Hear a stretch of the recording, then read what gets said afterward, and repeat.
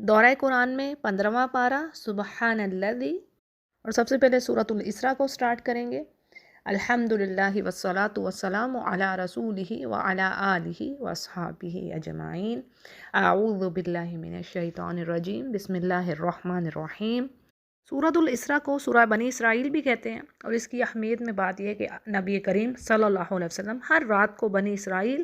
اور سورہ زمر کی تلاوت فرمایا کرتے تھے۔ مسند احمد اس کو روایت کر رہے ہیں اور ترمذی بھی اس حدیث کی۔ اور اس سورہ میں ایک اور اہم بات یعنی وہ کیا کہ نبی کریم صلی اللہ علیہ وسلم کو جو معراج پر یعنی آسمانوں پر لے جایا گیا، اور وہاں پر پھر مختلف آسمانوں پر انبیاء علیہ السلام سے آپ کی ملاقاتیں ہوئیں،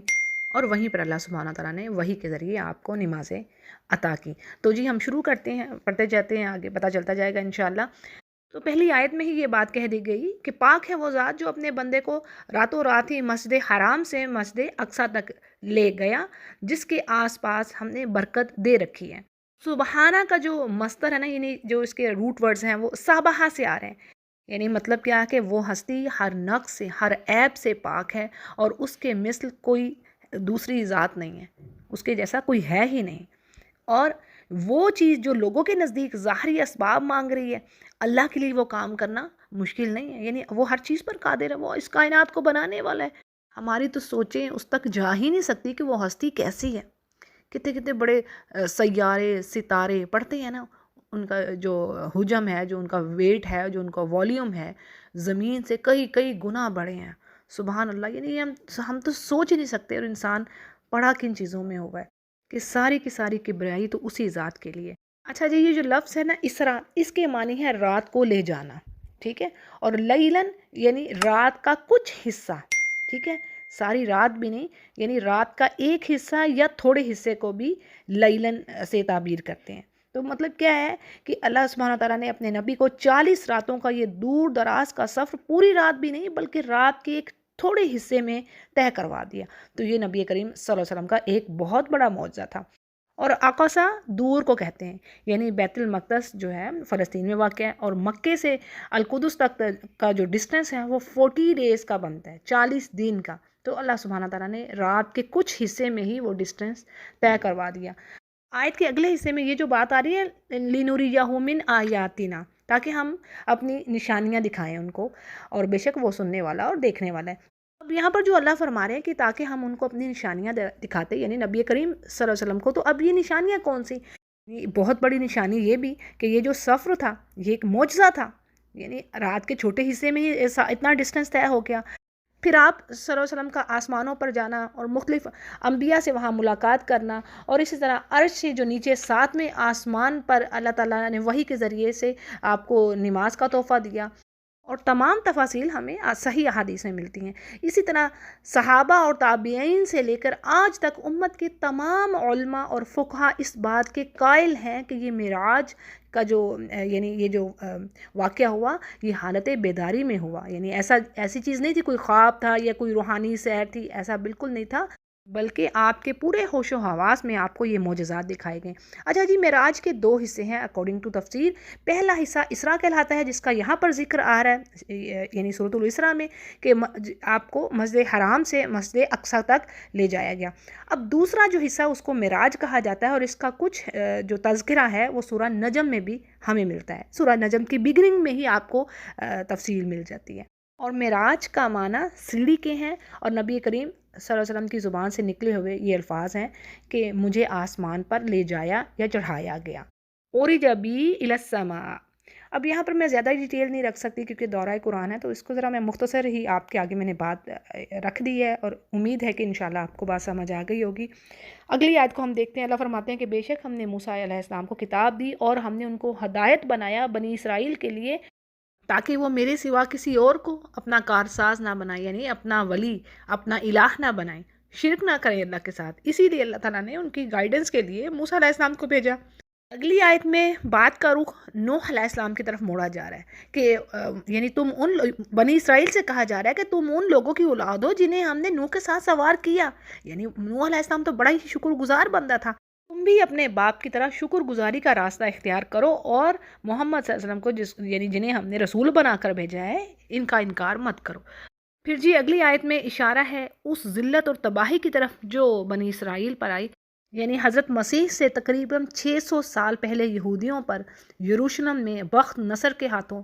یہودیوں پر بہت بڑی تباہی آئی، یعنی اس نے بے دریغ یہودیوں کو قتل کیا اور ایک بہت بڑی تعداد کو اس نے غلام بنا لیا، اور یہ بات اس وقت ہوئی جب ان یہودیوں نے اللہ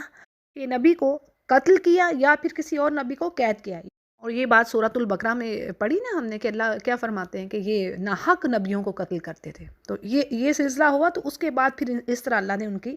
یعنی سزا دی، ان کی شامت آئی۔ اور بعض کہتے ہیں کہ بخت نصر کی بجائے جالوت کو اللہ نے بطور سزا ان پر مسلط کر دیا، اور اس نے خوب ان پر ظلم و ستم کے پہاڑ توڑے، حتیٰ کہ پھر طالوت کی قیادت میں، جو پہلے پارے کا پڑھتے نا آخری حصہ جس میں وہ قصہ آتا ہے طالوت کا، داؤد علیہ السلام کا اور جالوت کا، تو پھر داؤد علیہ السلام نے جالوت کو قتل کیا، ٹھیک ہے جی۔ تو یہ کچھ ڈیٹیل ہے کہ اللہ فرماتے ہیں کہ ہم نے یہ کتاب میں یعنی یہ بات طے ہو چکی تھی کہ انہوں نے نافرمانیاں کرنی ہیں، اور اس کے بعد ان کا یہ حال ہونا کہ زمین میں یہ فساد کریں گے اور زبردست زیادتیاں کرو گے، اور ایسا 2 بار ہوگا، مرتین فی الارض لتفسدن فی الارض مرتین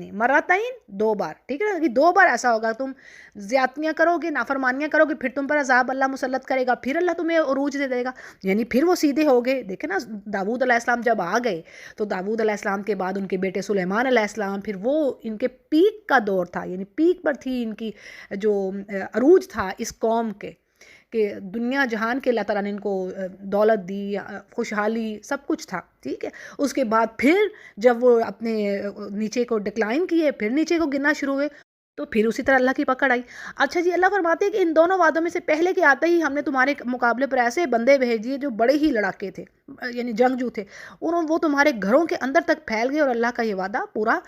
ہونا ہی تھا۔ بات یہ کہ اللہ کو معلوم تھا کہ انہوں نے یہ کام کرنا ہے، ٹھیک ہے جی، یہ ہے میننگ، یعنی مراد کیا ہے اس آیت کا۔ پھر اللہ فرما رہے کہ ہم نے تمہارے دن پھر پھیر دیے، یعنی تمہیں دنیا میں پھر سے غلبہ دیا، مال و اولاد سے اللہ نے مدد کی، اور تمہیں پھر بڑے جتھے والا بنا دیا، یعنی جو نصر یا جالوت کے قتل کے بعد اللہ نے پھر سے مال و دولت اور جاہ و حشمت اور یعنی دنیا کی پھر سے رونے کے واپس آگے ان کے پاس، پھر سے طاقتور ہو گئے۔ اور اللہ فرماتے ہیں کہ جو کام بھی تم کر رہے ہو نیکی کے، وہ تم اپنے فائدے کے لیے کر رہے ہو، اور اگر تم برائیاں اکٹھی کرو گے تو وہ بھی اس کا وبال بھی تم پر ہی آتا ہے۔ اب اللہ فرما رہے ہیں کہ جب دوسرے وعدے کا وقت آیا، یعنی پیچھے بات پڑھ لی تھی نا مرتین 2 بار تم لوگ ایسا کرو گے، تو دوسرے جب وعدے کا وقت آیا، یعنی دوسرا جب ٹائم تم پر پھر آیا، یعنی پھر اللہ نے مال و دولت دی نا جالوت کے قتل کے بعد جیسے پڑھ لیا، پھر ان میں وہی چیز ایک وقت گزرا، لمبی ایک مدت گزری، پھر سے وہ نافرمانیاں شروع، پھر سے کام وہی ہو گئے، یعنی دوسری مرتبہ انہوں نے کیا فساد کیا کہ زکریا علیہ السلام کو قتل کیا، اور عیسیٰ علیہ السلام کو قتل کرنے کے در پہ تھے، یعنی پیچھے پڑے ہوئے تھے انہیں قتل کرنے۔ یہ اصل الحدیث تفسیر میں بات آ رہی ہے، ٹھیک ہے۔ اور عیسیٰ علیہ السلام کو تو اللہ نے آسمان پر اٹھا لیا، لیکن زکریا علیہ السلام کا قتل اور ان کے بیٹے یحییٰ علیہ السلام کو بھی قتل کیا گیا۔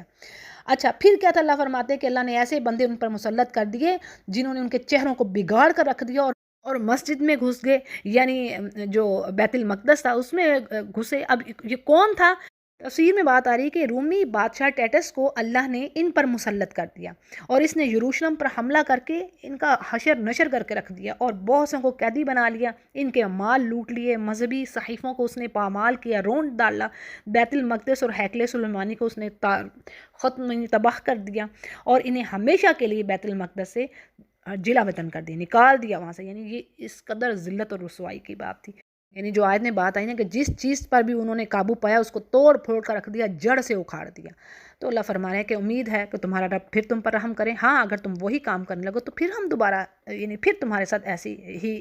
کریں گے۔ یعنی پھر یہاں پر تنبیہ آ گئی کہ جو منکر ہیں تو یعنی نافرمان لوگ ہیں، اگر پھر سے وہ یہ کام کریں گے تو پھر وہی حال ہوگا۔ اور بات یہ ہے کہ ایسے منکروں کے لیے اللہ نے جہنم کو قید خانہ بنا رکھا ہے۔ آگے اللہ فرماتے ہیں یقیناً یہ قرآن وہ راستہ دکھاتا ہے جو بہت ہی سیدھا ہے، اور ایمان والوں کو جو نیک اعمال کرنے والے یعنی خوشخبری دے رہا ہے ان کو، اور یہ ان کے لیے اس میں بہت بڑا اجر ہے یہ نیک کاموں میں، اور جو لوگ آخرت پر یقین نہیں رکھتے ان کے لیے اللہ نے دردناک عذاب تیار کر رکھا ہے۔ اگلی آیت میں بڑی زبردست بات آ رہی ہے کہ اللہ فرماتے ہیں کہ انسان برائی اس طرح مانگتا ہے یعنی جس طرح اس کو بھلائی مانگنی چاہیے، یعنی بڑا ہی جلد باز ہے۔ اس کا مقصد کیا ہے بات کا؟ یعنی انسان جلد باز ہے نا، اور حوصلہ بھی کم ہے۔ جب کوئی تکلیف آئی، پریشانی آئی، کسی قسم کی ڈیفیکلٹیز فیس کر رہے ہیں، اور پتہ ہوتا نہیں کہ اس کے پیچھے کوئی شاید کہ یقیناً اللہ نے بھلائی ہی رکھی ہوتی ہے، کوئی اس کے پیچھے وزڈم ہوتی ہے، حکمہ ہوتی ہے. پڑھ لیا نا حدیث میں کہ بھی مومن پر مشکلات آتی ہیں تو وہ بھی اس کو پاک کر رہی ہوتی ہیں. ضروری نہیں کہ اس کے گناہوں پر ہی ہمیشہ اللہ پکڑ کر رہا ہے. اصل میں کسی بھی چیز پر اگر اسے تکلیف پریشانی آئی ہے تو وہ اس کے لیے کفارے کا باعث ہے، حتیٰ کہ وہ اپنے اللہ کے سامنے حاضر ہوگا اور وہ پاک ہوا ہوگا. ٹھیک ہے. تو اب اللہ فرما رہے کیا انسان کرتا ہے، یعنی وہ ایسا جلد باز ہے، تکلیف کے پہنچنے پر اپنے لیے بد دعائیں کرنا شروع کر دیتا ہے. پھر یہ بھی چیز ہے کہ ایسی چیز کو مانگنا بھی، یعنی یہ بھی بات آتی کہ ایسی چیز کو مانگے جانا جو پتہ ہی نہیں ہوتا اس کے پیچھے کیا شر چھپا ہوگا. جیسے سورۃ البقرہ میں بھی ہم نے پڑھا نا کہ تمہیں نہیں پتا، ہو سکتا تمہیں کوئی چیز بڑی اچھی لگ رہی ہو لیکن اس کے پیچھے شر ہو، اور ہو سکتا تمہیں کوئی چیز دیکھنے میں بری لگ رہی ہے، تمہیں پسند نہیں آ رہی لیکن اس کے پیچھے خیر ہو. یہ اللہ کو پتہ ہے. ٹھیک ہے جی. اگلی آیت میں اللہ اپنی نشانیوں کے بارے میں فرما رہا ہے، دن اور رات کے بارے میں ذکر آ رہا ہے کہ اس نے دن اور رات کو بنائے، اور یہ 2 نشانیاں ہیں اللہ کی. رات کو ہم نے بے نور کر دیا، یعنی یہ بھی ایک نشانی ہے، اور دن کی جو نشانی ہے اس کو اللہ نے روشن بنا دیا تاکہ انسان اپنا ارننگ کے لیے جا سکیں، اللہ کا فضل تلاش کریں. اور پھر اللہ فرما رہے ہیں کہ اس کے لیے بھی کہ تم برسوں کا، یعنی اپنے جو منتھ ہیں، ایئر ہیں، ان کا حساب معلوم کر سکو. یعنی دن اور رات کا ایک تو پرپس یہ ہے نا کہ رات تو سکون دے رہی ہے، تھکاوٹ دن بھر کی دور ہو جائے، وہ اللہ نے ریسٹ کرنے کا ذریعہ بنایا، اور دن کو اللہ نے کہا کہ بھی تم تدبیر کرو، بھاگ دوڑ کرو اپنے رزق کے لیے. اچھا، اس کا مقصد اور بھی اللہ یہاں پر سمجھا رہے ہیں کہ اس کا یہ بھی فائدہ ہے کہ تم ہفتوں، مہینوں اور برسوں یعنی سالوں کا شمار کر سکو، گن سکو. ٹھیک ہے. یعنی بے شمار فوائد ہیں اس میں. آگے بات کہی جا رہی ہے کہ ہر چیز کو اللہ نے خوب تفصیل سے بیان کر دیا، یعنی انسان کے لیے دین اور دنیا کی ساری باتوں کو اللہ نے واضح کر دیا انسان کے لیے. اگلی آیت بڑی اہم ہے جی. اللہ فرماتے ہیں کہ ہم نے ہر انسان کی برائی اور بھلائی، یعنی جو اس نے نیک عمال کرنے ہیں، جو اس نے برے عمال کرنے ہیں، اس کے گلے میں لٹکا دیے ہیں. یعنی قیامت کے دن وہ گلے میں ہار کی طرح اس کے ساتھ ہوں گے، اور اللہ ہر عمل اس کا لکھ رہا ہے، اور اس کو پھر یعنی پورا اس کو اجر ملے گا اچھائی یا برائی کا. ایک یہ رائے ہے جی.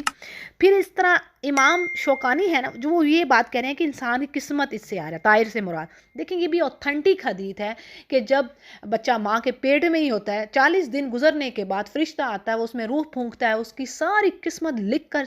تختی اسے گلے میں لٹکا دیتا ہے. ٹھیک ہے نا. یہ اوتھینٹک حدیث ہے. پھر میں اگین کہہ رہی ہوں کہ وہ شخص کیسا ہوگا، نیک ہوگا، بدبخت ہوگا، جنتی ہوگا، جہنمی ہوگا، کتنا رزق کھائے گا، کتنی عمر جیے گا، کس عرض پر موت آئے گی، یہ ساری باتیں طے شدہ ہیں. اللہ نے کہا میرے لیے آسان ہے. یہ سورۃ الحدید میں بھی پڑھتے ہیں نا کہ ہر چیز اللہ نے لوح محفوظ میں سب کی تقدیریں لکھی ہوئی ہیں. اللہ کے لیے یہ بات مشکل نہیں ہے. کبھی ڈریم آ جاتے ہیں نا فیوچر میں جو کوئی چیز ہونی ہوتی ہے، ہوتا ہے نا ایسے. سورہ یوسف پڑھے نا، کافر کو بھی تو ڈریم آیا نا، بادشاہ کو تو ڈریم آ جاتے ہیں نا بعض اوقات کہ وہ، اور حالانکہ وہ بعد میں چیز ہونی ہوتی ہے، فیوچر میں ہونی ہوتی ہے. ٹھیک ہے. تو واٹ ڈز اٹ مین، ذرا سوچے انسان. تو یہ آلریڈی چیزیں طے ہیں. اللہ نے کہا جو زمین پر مشکلیں آنی ہے اور جو تمہاری جان پر، سب کچھ میں نے طے کر رکھا ہے. اچھا جی. تو یہ یہاں پر بات آ رہی ہے. تو ایک رائے یہ آ رہی ہے کہ اس سے مراد انسان قسمت ہے جو اللہ نے اپنے علم کے مطابق لکھ رکھی ہے. ٹھیک ہے. جو میں نے ڈیٹیل دے دیا اوپر. اور ایک بات وہ یہ کہہ رہے ہیں کہ گلے میں ہار کی طرح وہی جو اس کا جو اعمال نامہ ہے وہ ڈالا ہوگا، اور وہ قیامت کے دن اللہ کے سامنے حاضر ہوگا. اور پھر اللہ فرماتے ہیں کہ قیامت کے دن اس کا اعمال نامہ نکالا جائے گا، وہ اپنے اوپر اس کو کھلا پائے گا، اور خود ہی اپنے کہا جائے گا کہ خود ہی اپنی کتاب پڑھ لو، آج تو تم خود ہی کافی ہو اپنے حساب کرنے کو. یعنی انسان سورۃ القیامہ میں یہ بات پڑھی نا، اللہ نفسی ہی بصیرہ، کہ انسان کو خوب پتہ ہے میں کتنے پانے میں، ہمیں پتہ ہوتا ہے ہم کر کے رہے ہیں. اور آگے اللہ فرما رہے ہیں کہ جو تو سیدھی راہ پر آ گیا، یعنی جس نے ہدایت پا لی تو اپنے نفس کے لیے، یعنی اپنے ہی آرام گاہوں کو وہ سنوارے گا. یہ بھی قرآن میں بات آتی ہے. اور جو گمراہ ہو گیا تو بس اس کی جو گمراہی ہے اسی پر اس کا وبال ہوگا، اور کوئی جان کسی دوسری جان کا بوجھ نہیں اٹھائے گی. یہ بھی بات کئی جگہوں پر اللہ نے فرما دی ہے کہ پیارے دیکھ کر بھاگیں گے، کوئی گہرا دوست کام نہیں آئے گا، یعنی کوئی کسی کی کام نہیں آئے گا. ایک دوسرے کو دشمنی ہوگی سوائے متقین کے، بس متقین جو ہیں ان کے علاوہ. ٹھیک ہے. اور سفارش ہوگی جو میں نے کئی بار ڈیٹیل دی ہے، وہ بھی بتا دی کہ اس میں کیا ہے. باقی حالت ایسی ہوگی. اور آگے اللہ فرما رہے ہیں کہ ہم کسی کو عذاب دینے والے نہیں ہیں یہاں تک کہ ہم رسول بھیج دیں. یعنی یہاں اللہ کسی کے ساتھ ظلم نہیں کرتا، وہ تو بڑا کرم کرنے والا، رحم کرنے والا. اتنی تو مہلت دی ہوئی، حرکتیں ہماری دیکھو، اور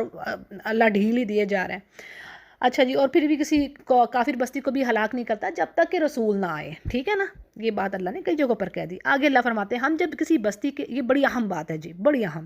اللہ فرماتے ہیں جب ہم کسی بستی کو ہلاک کرنے کا ارادہ کر لیتے ہیں نا، اردنا، پھر کیا ہوتا ہے، ہم اس کے جو امیر لوگ ہوتے ہیں نا ان کو کہتے ہیں کرو الٹے سیدھے کام۔ مطلب یہ نہیں کہ اللہ چاہ رہے ہیں کہ تم کرو کام، مطلب اللہ کی اجازت سے کام ہو رہا ہے، یہ نہیں کہ اللہ کہتا ہے کرو کرو برے کام، مطلب یہ ہے کہ اللہ کی اجازت سے ہے، اللہ نے دو چیزیں چوائس دے دی ہے انسان کو، جو کر لو ٹھیک ہے، یہ بھی راستہ کھلا ہے، نیکی کے راستے بھی تو کھلے ہیں نا، بے شمار نیکی کے دروازے ہیں، تو اکٹھی کیجیے نیکیاں، لیکن وہی نا انسان ہے برائی شیطان کی طرف جانا ہے۔ تو بات یہ ہے کہ جب کسی بستی پر عذاب جو یعنی اب پتہ لگ گیا کہ یہ بستی نہیں سیدھی ہونے کی، اس کے جو امیر لوگ ہیں نا خوشحال، وہ نافرمانیاں کریں گے۔ اچھا وہ نافرمانیاں کرتے تو پھر کیا ہوتا ہے، غریب بھی ان کو فالو کرتے ہیں، ایسا ہی ہے نا، آپ اپنے حال دیکھ لیں، جو شادی بیاہوں میں امیر کام عیاشیوں میں پیسہ اڑا رہے ہیں شیطان کے راستے میں، اب غریب کہتا ہے میں بھی وہی کام کروں، یہ بہت بڑی بات ہے۔ دیکھیں ایک حدیث کے الفاظ ہیں، اگر ایک شخص اللہ کی راہ میں خرچ کر رہا ہے ٹھیک ہے، اور کوئی دوسرا کہے کہ مجھے اللہ نے مال دیا ہوتا تو میں بھی ایسے خرچ کرتا، اب اس کے پاس اگرچہ مال نہیں ہے تو اس کی نیت پہ ہی اللہ اس کو اجر دے دے گا۔ تو اسی لیے نیکوکاروں کی صحبت اور نیکوں کو دیکھ کے کہنا چاہیے، رشک کرنا چاہیے کہ ہاں ہم بھی ان کے جیسے نیکیاں کریں۔ اچھا جی آگے بات آ رہی ہے، اللہ فرماتے ہیں پھر اس بستی پر اللہ تعالیٰ ثبت کر دیتا ہے کہ اب اس نے تباہ ہونا ہی ہونا ہے، اور آگے کہا جا رہا ہے کہ کتنی ہی بستیاں ان سے پہلے یعنی نوح علیہ السلام کے بعد جو بستیاں آئیں ان کو ہم نے ہلاک کیا، وہی ان کے گناہوں کی وجہ سے، اور تیرا رب ہی کافی ہے، یعنی یہ جو بندے گناہ کر رہے ہیں وہ خوب دیکھنے والا ہے، اور وہ خبیر ہے اور بصیر ہے۔ آگے اللہ فرمانے کہ جو دنیا کی زندگی کو چاہتا ہے، عاجلہ یعنی دنیا کو چاہتا ہے، پھر ہم یہاں پر اس کو جس قدر یعنی اللہ دینا چاہتا ہے کسی کو تو پھر اس کو دے دیتا ہے دنیا، اور آخرت میں اس کے لیے پھر جہنم مقرر ہے جہاں وہ برے حالوں میں دھتکارا ہوا داخل ہوگا۔ پھر اسی طرح جو شخص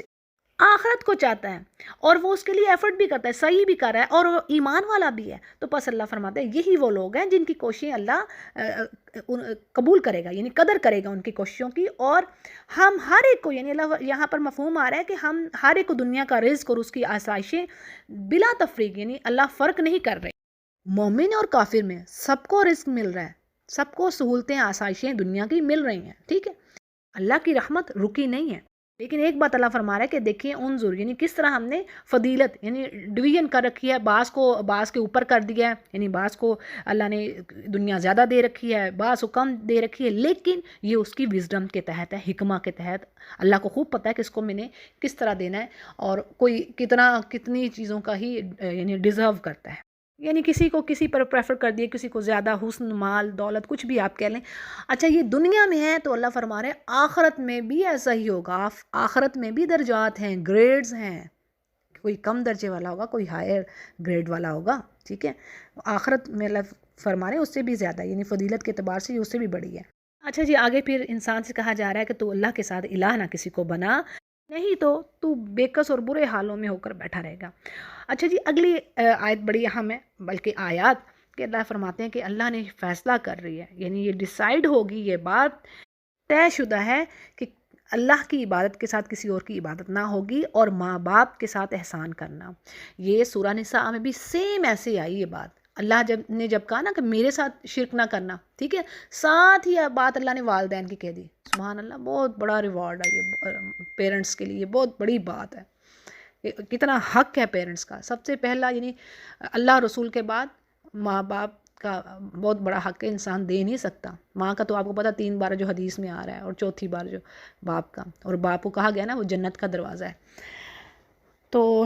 ہم حق نہیں دے سکتے ماں باپ کا۔ اب یہاں پر زیادہ ذرا ڈیٹیل نہیں کر سکتی ہے احادیث، بس اتنا سمجھ لیجئے کہ اللہ نے اپنی عبادت یعنی کہ کہا میری عبادت کرو اور شریک نہ ٹھہراؤ، اس کے ساتھ ہی اللہ نے یہ پہلا حکم کچھ نہیں اور کا پہلا حکم ماں باپ کے ساتھ احسان کرو، سبحان اللہ۔ اور یقین کرے بس ایک بات میں آپ کو کہوں کہ یہ ایسی نیکی ہے، میں نے دیکھا ہے کہ کتنے بھی آپ ریچولز جو ادا کریں ہیں، نفلیں یہ وہ جو ماں باپ کی تھوڑی سی بھی خدمت کر لیتا نا، یقین جانے وہ زبردست درجہ مل جاتا اس کو، یہ سچ ہے، یہ سچ ہے، یقین کریں۔ اور ماں باپ کی دعاؤں سے وہ آپ کو ملتا ہے جو آپ سوچ ہی نہیں سکتے، آپ عملوں سے جا ہی نہیں سکتے، بس ایک بات۔ اچھا جی آگے چلتے ہیں، اللہ فرماتے ہیں کہ اگر یعنی تو ان دونوں میں سے یعنی دونوں وہ بوڑھے ہو گئے ہیں اور کوئی ایک بھی تیرے پاس آ گئے، یہ دونوں تیرے پاس ہیں، تو اب تو ان کے آگے اف نہ کہنا، یہ انسان کو کہا گیا، اور انہیں ڈانٹ ٹپٹ نہ کرنا بلکہ ان کے ساتھ ادب و احترام سے بات کرنا۔ لیکن وہی بات آتی کہ جب بوڑھے ہو جاتے ہیں نا پیرنٹس، تب تو بہت صبر کا ایک امتحان ہوتا ہے، وہ بچوں والے کام ان کی ہو جاتے ہیں، ضدیں بھی اس طرح کی ہوتی ہیں، جن کے گھروں میں ہیں ان کو آئیڈیا ہوگا، تب بہت صبر آزما کام ہے، تو اس پہ اللہ یہ کہہ رہے ہیں کہ دیکھو تم یہ کام نہ کرنا، اف بھی نہ کہنا انہیں، اور آج بھی محبت کے ساتھ ان کے سامنے اپنے بازو پست کیے رکھنا اور دعا کرنا۔ یہ دعا بڑی خوبصورت ہے، اس دعا کو ضرور پڑھیے، ایک بات اچھی طریقے سے سمجھ لیجئے، چاہے جس کے پیرنٹس زندہ ہوں یا نا حیات ہوں، دونوں کے لیے یہ دعا پڑھی جا سکتی ہے، یہی دعا پڑھی کثرت سے، رب ارحمہما کما ربیانی صغیرا، ٹھیک ہے، کہ نہیں دعا کیا ہے کہ اے میرے رب ان پر، میرے ماں باپ پر ایسا ہی رحم کر جس طرح انہوں نے میرے پر بچپن میں کیا، یعنی پرورش کرتے وقت۔ اور آگے کہا جا رہا ہے کہ جو تمہارے دلوں میں ہے اللہ خوب جانتا ہے، اور اگر تم نیک ہو، رجوع کرنے والوں کو اللہ بخشنے والا ہے۔ سبحان اللہ، اس سے کیا پتہ چل رہا ہے کہ جو اپنے ماں باپ کے ساتھ احسان کرنے والے ہیں، خدمت کرنے والے ہیں، ان کے لیے دعا کرنے والے ہیں، تو اس کا مطلب وہ صالحین میں سے ہے۔ یہ ایک عالم جو دین کا علم رکھنے والے کی بات ہے کہ اگر کسی نے یہ جاننا ہے کہ وہ کتنا نیک ہے تو وہ اندازہ کر لے، اگر وہ اپنے پیرنٹس کے لیے دعا کر رہا ہے تو سمجھ جائے کہ وہ صالحین میں سے ہے۔ اچھا جی، آگے چلتے ہیں، اور اللہ فرماتے ہیں کہ رشتہ داروں کے ساتھ، مسکینوں، مسافروں کے ساتھ، یعنی ان کا حق ادا کرو اور اسراف نہ کرو، یعنی اسراف سے بچو، ایکسٹرا ویجن جو لوگ ہیں ان کو اپنی روش چینج کرنی چاہیے۔ اس میں جو ورڈ ہے نا التبذیر، وہ بڑا زبردست ورڈ ہے، اس کا مطلب ہے وہ یعنی بیج سے آ رہا ہے، یہ ذرہ جسے نا ذرہ سے، تو اب وہ کہتے ہیں کہ جب زمین میں کسان بیج ڈالتا تو وہ دیکھتا تو نہیں وہ کہاں ڈال رہا ہے، یعنی وہ صحیح جگہ پر پڑ رہا ہے یا ادھر ادھر، وہ ایک طریقے سے، نہیں ایسا نہیں ہوتا بڑے اس کو سوچ بھی جا کے ڈالتا، وہ بس ہاتھ سے پھینکے جاتا ہے۔ تو اسی طرح فضول خرچ انسان بھی اپنے مال کو بے جا اڑاتا ہے، تو اللہ نے اس چیز سے منع کیا، اور خاص کر شیطان کے راہ میں بھی اپنے مال کو نہیں اڑانا۔ بڑی راہیں ہیں، راستے ہیں، یہ میوزک کانسرٹ جیسے میں نے آپ کو کہہ دیا، پیچھے بھی میں نے بتایا تھا، یہ سینماز میں جانا، یہ جو شادیوں میں مہندی، مائیوں، سب شیطانی راہ میں پیسہ لگا رہے ہیں، یہ شیطان کی راہ میں، اور سب حسرت بن جائے گا ہمارے لیے، اللہ نہ کرے، حسرت بن جائے گا ان کے لیے یہ سب کچھ بیکار۔ اللہ کی راہ میں پیسہ لگائیے جو کام بھی آئے گا انشاءاللہ۔ اچھا جی، آگے پڑھتے ہیں، اگلے پیج کو لیتے ہیں۔ اگلی آیت کا جو مفہوم ہے وہ یہ کہ اگر انسان کو مالی استطاعت، یعنی مالی طور پر وہ اتنا اسٹرانگ نہیں ہے، کمی ہے پیسے کی، اور اپنے رب سے امید رکھتا ہے رزق کی فراغت کی، تو اگر تجھے غریب رشتہ دار، مسکین یا ضرورت مند، یعنی ان سے کوئی معذرت کرنی پڑے، تو بات یہ ہے کہ ان کے ساتھ عمدگی کے ساتھ معذرت کا جواب دیا جائے، نرمی اور محبت والا جو رویہ ہے نا وہ اپنانا چاہیے۔ پھر آگے کہا جا رہا ہے کہ نہ تو اپنی، یہ بڑی زبردست آگے نصیحتیں ہیں اس پیج پر، کہ انسان سے کہا جا رہا ہے کہ نہ تو اپنے ہاتھ کو گردن سے باندھ لے اور نہ ہی اس کو بالکل ہی کھول دے، یعنی مال خرچ کرنے کے بارے میں بھی اللہ نے ایک بتا دی ہے بات، کہ نہ تو تم بالکل ہی بخل کرنے لگو کہ خرچ ہی نہیں کرنا، ضرورت پہ بھی نہیں خرچ کرنا، ایسا بھی نہ ہو، اور ایسا بھی نہ ہو کہ اب تم وہ سارا ہاتھ ہی کھول کے رکھ دیا ہے، ہر جگہ پہ فضول خرچی کر رہے ہو، ٹھیک ہے، یہ پیچھے بھی منع کر دیا گیا، تو یہ دونوں درمیانہ راستہ رکھیے، ضروریات پہ جہاں پہ خرچ کرنا ہے کریے وہاں پر، ٹھیک ہے، جو نیڈز ہیں ان کو پورا کیجئے، اس پر اللہ نہیں روک رہے، جیسے اب گھر ہو گیا، گاڑی ہو گئی، ٹھیک ہے، یہ نہیں گھر کا ملازم رکھنا اپنے اہل خانہ کے لیے، تو یہ آپ کی نیڈز ہیں، ٹھیک ہے، تو ان کو ضرور ان چیزوں پر آپ خرچ کریں۔ پھر جی کہا جا رہا ہے کہ بے شک آپ کا رب جس کے لیے چاہے رزق بڑھا دے، جس کے لیے چاہے اس کو تنگی بھی کر دیتا ہے، بات وہی کہ اس کی حکمہ کے تحت اس کو پتہ ہے میں نے کس کو کس طرح دینا ہے، یہ بعض اوقات ہو سکتا ہے کسی کو زیادہ دے دے تو وہ اس کے لیے بربادی بن جائے، ٹھیک ہے، تو یہ جیسا آپ کے سمجھانے کے لیے بات کر رہی ہیں، تو اس کو خوب پتہ ہے اس رب العزت کو کہ میں نے کیسے کس کو دینا ہے، اور بے شک وہ اپنے بندوں پر خبردار ہے، وہ نظر رکھے ہوئے، اس کو سب پتہ ہے۔ ہاں وہ شیطان ہمیں دھوکے دیتا ہے کہ بھی اللہ تیرے نے تجھے چھوڑ دیا، اللہ نہ کرے، تو وہی تو ہمارا رب ہے۔ آگے ایک اور زبردست نصیحت اللہ فرماتے ہیں کہ تم اپنی اولاد کو قتل نہ کرو اس ڈر سے کہ وہ تمہارا کھانا شیئر کرے گی، ہم تمہیں بھی رزق دے رہے ہیں اور اس کو بھی دے رہے ہیں، بے شک ان میں قتل بہت بڑا جرم ہے۔ اب دیکھیں حدیث میں بھی یہی الفاظ آتے ہیں کہ تو اپنی اولاد کو اس ڈر سے قتل کر دے کہ وہ تیرے ساتھ کھائے گی، یعنی یہ شرک کے بعد سب سے بڑا یہ گناہ ہے۔ اور کئی جگہوں پر یہ بات ہو رہی ہے، ایون مسلمان کام یہ کر رہے ہیں، چلیں کافر کو تو اس کو تو بلیو ہی نہیں ہے نا، ان جگہوں پر تو ہو ہی رہے ہیں، تو ایمان والے بھی یہ کام کر رہے ہیں جو اپنے آپ کو کہتے ہیں کہ ہم اللہ اور رسول کے ماننے والے ہیں۔ اللہ تعالیٰ ہمیں اس چیز سے بچائے، سمجھ دے، سمجھ بھی نہیں ہوتی بعض اوقات لوگوں کو، علم ہی نہیں ہوتا، تو یہ کبیرہ گناہ ہے۔ پھر آگے اللہ فرما رہے ہیں کہ نہ ہی زنا کے قریب جاؤ، بے شک یہ بہت ہی بری چیز ہے، بڑا ہی برا راستہ ہے، فحش چیز ہے اور برا راستہ، اور نہ ہی تم ایسی کسی جان کو قتل کرو جس کا قتل تم پر حرام ہے، اللہ بالحق، اللہ بالحق میں آ رہی یعنی ایسا، یعنی قصاص میں کسی کو قتل کرنا، پھر وہ حق کے ساتھ ہے، یعنی اس نے قتل کیا آپ کا کوئی، تو اب اس کے بدلے میں اس کو بھی وہ قتل ہوگا، یعنی یہ قصاص کا بدلہ وہ اس میں ہے۔ پھر اسی طرح شادی شدہ زانی اور مرتد کو بھی قتل کرنے کا حکم ہے، ٹھیک ہے، مرتد اگر توبہ کر لیتا تو اس کی توبہ ایکسیپٹ ہے، اور شادی شدہ زانی جو ہے، عورت ہو مرد ہو، اس کو بھی سنسار کرنے کا، قتل کرنے کا حکم ہے۔ تو یہ ہے اللہ بالحق میں یہ چیزیں آ رہی ہیں کہ اللہ نے کہا ویسے معصوم انسان کو کسی نے، مسلمان کا قتل تو بہت ہی بڑا جرم ہے، حدیث میں بات آتی ہے بہت بڑا جرم ہے، دیکھیں نا مسلمان کی عزت، مال، جان اور حرام کر دی اللہ نے کہ تم غیبت بھی نہیں کر سکتے، پھر اس کا قتل، تو وہ بہت بڑا جرم۔ اچھا جی، خالی مسلمان کی نہیں بات، کوئی بھی نان مسلم بھی ہو اس کے لیے بھی یہی بات آ رہی ہے، تو جسٹ میں ویسے اس کو میں ایمفسائز کر رہی تھی۔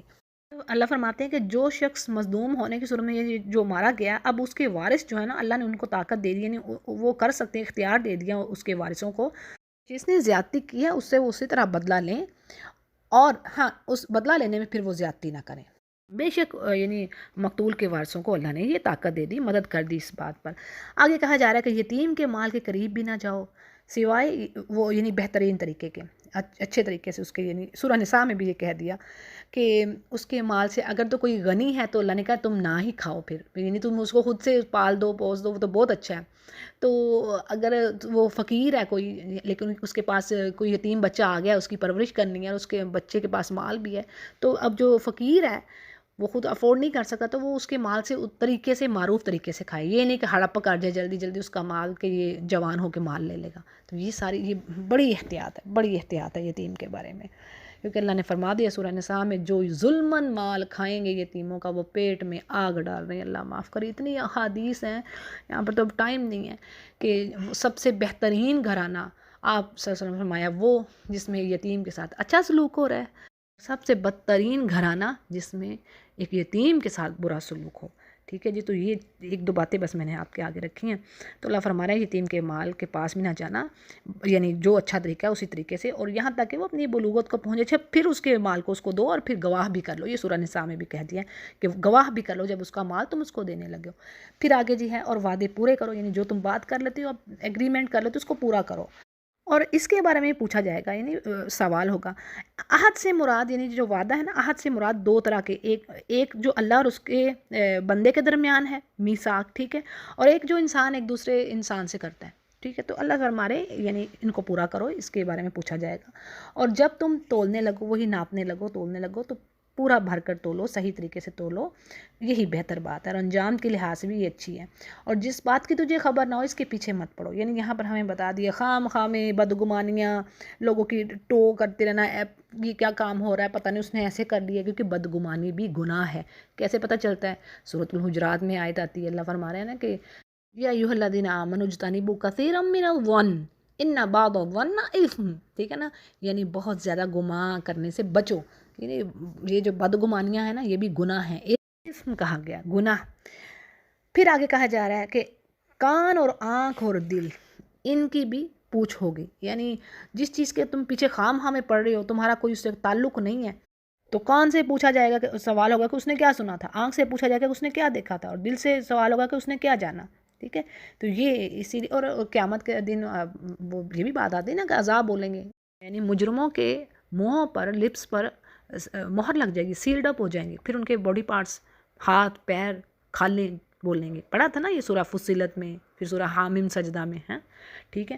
تو جی آگے بڑھتے ہیں، اللہ فرماتے ہیں یہ بھی ایک بڑی زبردست یہ مینرز والی، اخلاق والی بات ہے کہ دیکھو زمین پر بڑے اکڑتے ہوئے مت چلو، نہ ہی تم زمین کو پھاڑ سکتے ہو، نہ تم پہاڑوں کی لمبائی کو پہنچ سکتے ہو، یعنی عاجزی، ہمبلنس ہونی چاہیے تم میں، اکڑ نہ دکھاؤ، کبر نہیں ہونا چاہیے، اور یہ تمام ایسی برائیاں ہیں کہ اللہ کے نزدیک یہ سخت ناپسندیدہ ہے، مکروہا، مکروہ اللہ کو پسند نہیں یہ باتیں، یہ ساری جو اوپر کتنی ڈیٹیل پڑھ لی، یہ بڑی اہم سورہ ہے، اس میں بہت ساری یعنی ایڈوائزز سے یہ بھری پڑی ہے۔ اور آگے کہا جا رہا ہے کہ یہ بھی اسی وحی سے ہے جو آپ کی جانب آپ کا رب کر رہا ہے کہ اللہ کے ساتھ کسی اور کا معبود نہ بنائیے، نہیں تو یعنی جو شخص یہ کام کرے گا وہ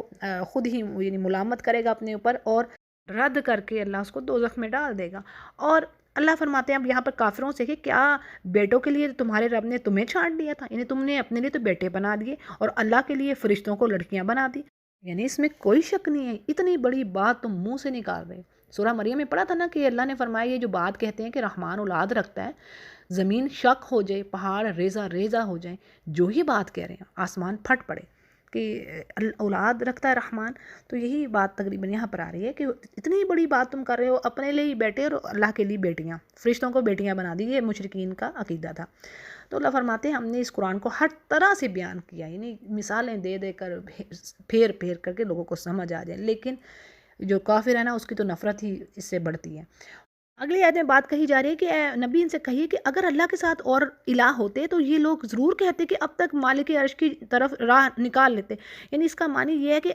جس طرح ایک بادشاہ دوسرے بادشاہ پر لشکر کشی کرتا ہے نا، یعنی اس پر غلبہ لے لیتا ہے، اسی طرح دوسرے معبود بھی اللہ پر کوئی غلبے کی راہ ڈھونڈ نکالتے۔ تو اب تک اگر ایسا نہیں ہوا تو اس کا مطلب یہی ہے کہ ایک ہی الہ ہے، اس کے علاوہ اور الہ نہیں، اور جو کچھ یہ کہہ رہے ہیں وہ اللہ پاک ہے، اس سے بالا تر ہے، بہت بلند ہے، اور ساتوں آسمان اور زمین اور جو بھی ان کے بیچ ہے ہر ایک اللہ کی تسبیح بیان کر رہا ہے، ایسی کوئی چیز ہے ہی نہیں جو اس کی پاکیزگی اور تعریف نہ بیان کرے۔ ہاں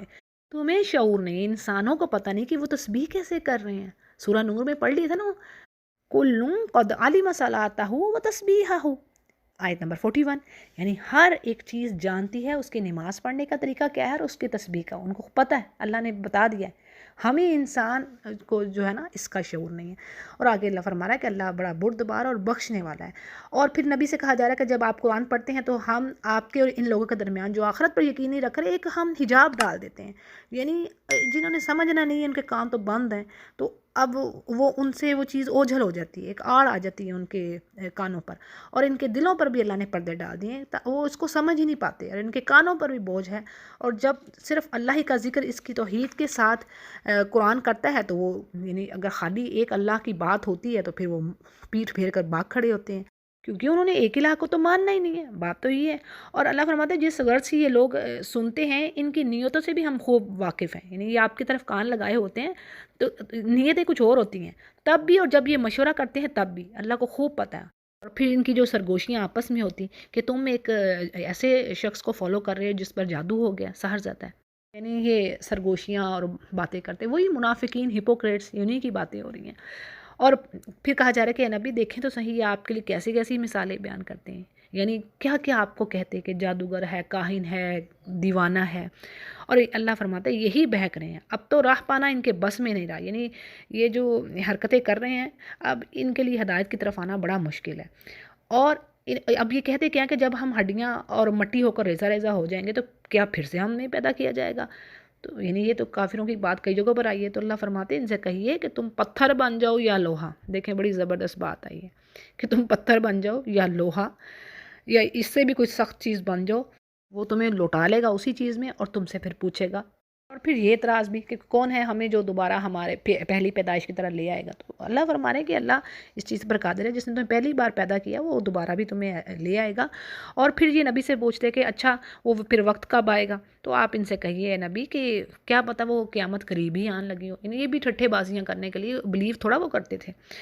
پھر آگے قیامت کے دن کی بات کی گئی ہے، ان کافروں سے کہا گیا کہ جس دن وہ تمہیں بلائے گا یعنی قیامت ہوگی تو پھر تو تم اس کی تعریف کرتے ہوئے اور پھر بڑے یعنی تعمیل جو کام کہا جائے گا اس پر عمل کرتے ہوئے تم آؤ گے اور گمان کرو گے کہ اب دنیا میں تو تمہارا بڑا ہی تھوڑا رہنا ہوگا، یعنی یہ بات بھی کئی جگہوں پر ہم نے پڑھ لی نا کہ دنیا کی زندگی ان کو معلوم ہوگی کہ گویا وہ جب قیامت کو دیکھیں گے تو کہیں گے دنیا کی زندگی ایسے ہے گویا ایک شام یا ایک صبح رہے، یہ کئی جگہوں پر بات آئی ہے سورہ نازیات میں اور بھی کئی جگہوں پر۔ اگلی آیت میں مومنوں کا ایڈوائز کیا جا رہا ہے، بڑی اہم اور پیاری بات کہ اللہ فرما رہے ہیں اے نبی میرے مومن بندوں سے کہہ دیجئے کہ اچھی بات منہ سے نکالا کریں، کیونکہ یہ جو شیطان ہے یہ آپس میں فساد ڈلواتا ہے، یعنی اسی ذریعے سے، اور بے شک شیطان انسان کا کھلا دشمن ہے، یہ باتوں سے بد اخلاق باتیں، بری باتیں، طنزیہ باتیں، کرٹیسائز کرنا، برداشت نہ کرنا ایک دوسرے کو، ایک دوسرے پر فکرے لگانا، یعنی یہ سب باتیں دلوں میں دراڑیں، دلوں کو پھاڑنے والی۔ تو دیکھیں بات وہی ہے کہ کیا فائدہ کہ ہم نمازیں پڑھ رہے ہیں جی، روزے رکھے جا رہے ہیں، سب کچھ ہو رہا ہے، دوسری طرف وہ بد اخلاقی ہماری عروج پہ چلی گئی ہے، بہت برے حال ہیں ہمارے۔ کسی کی بات ہم لوگ برداشت نہیں کرتے، نہ بڑے کی نہ چھوٹے کی، کوئی نہ بڑا نہ چھوٹا، کوئی لحاظ نہیں رکھ رہا۔ تو اللہ تعالیٰ ہمیں اس بلا سے بچائے۔ یہ جو بد اخلاقی ہے بہت بڑی یہ بات ہے، اور یہ میٹھے بول ہیں ان کی طاقت ایسی اللہ نے بتا دی ہے کہ میٹھا بول جو ہے، نرم بات جو ہے، وہ ایسے دل میں گھر کر جاتی ہے کہ جیسے کوئی میجک آپ کہہ لیں کہ میجک ہو گیا۔ یہ مثال دے رہی ہوں میں جسٹ۔ اور سورۃ الاحزاب میں اللہ نے اتنی پیاری بات فرمائی ہے، اب یہاں پر ڈیٹیل نہیں کہ میں اس کے اوپر اور کیا چیزیں بتاؤں،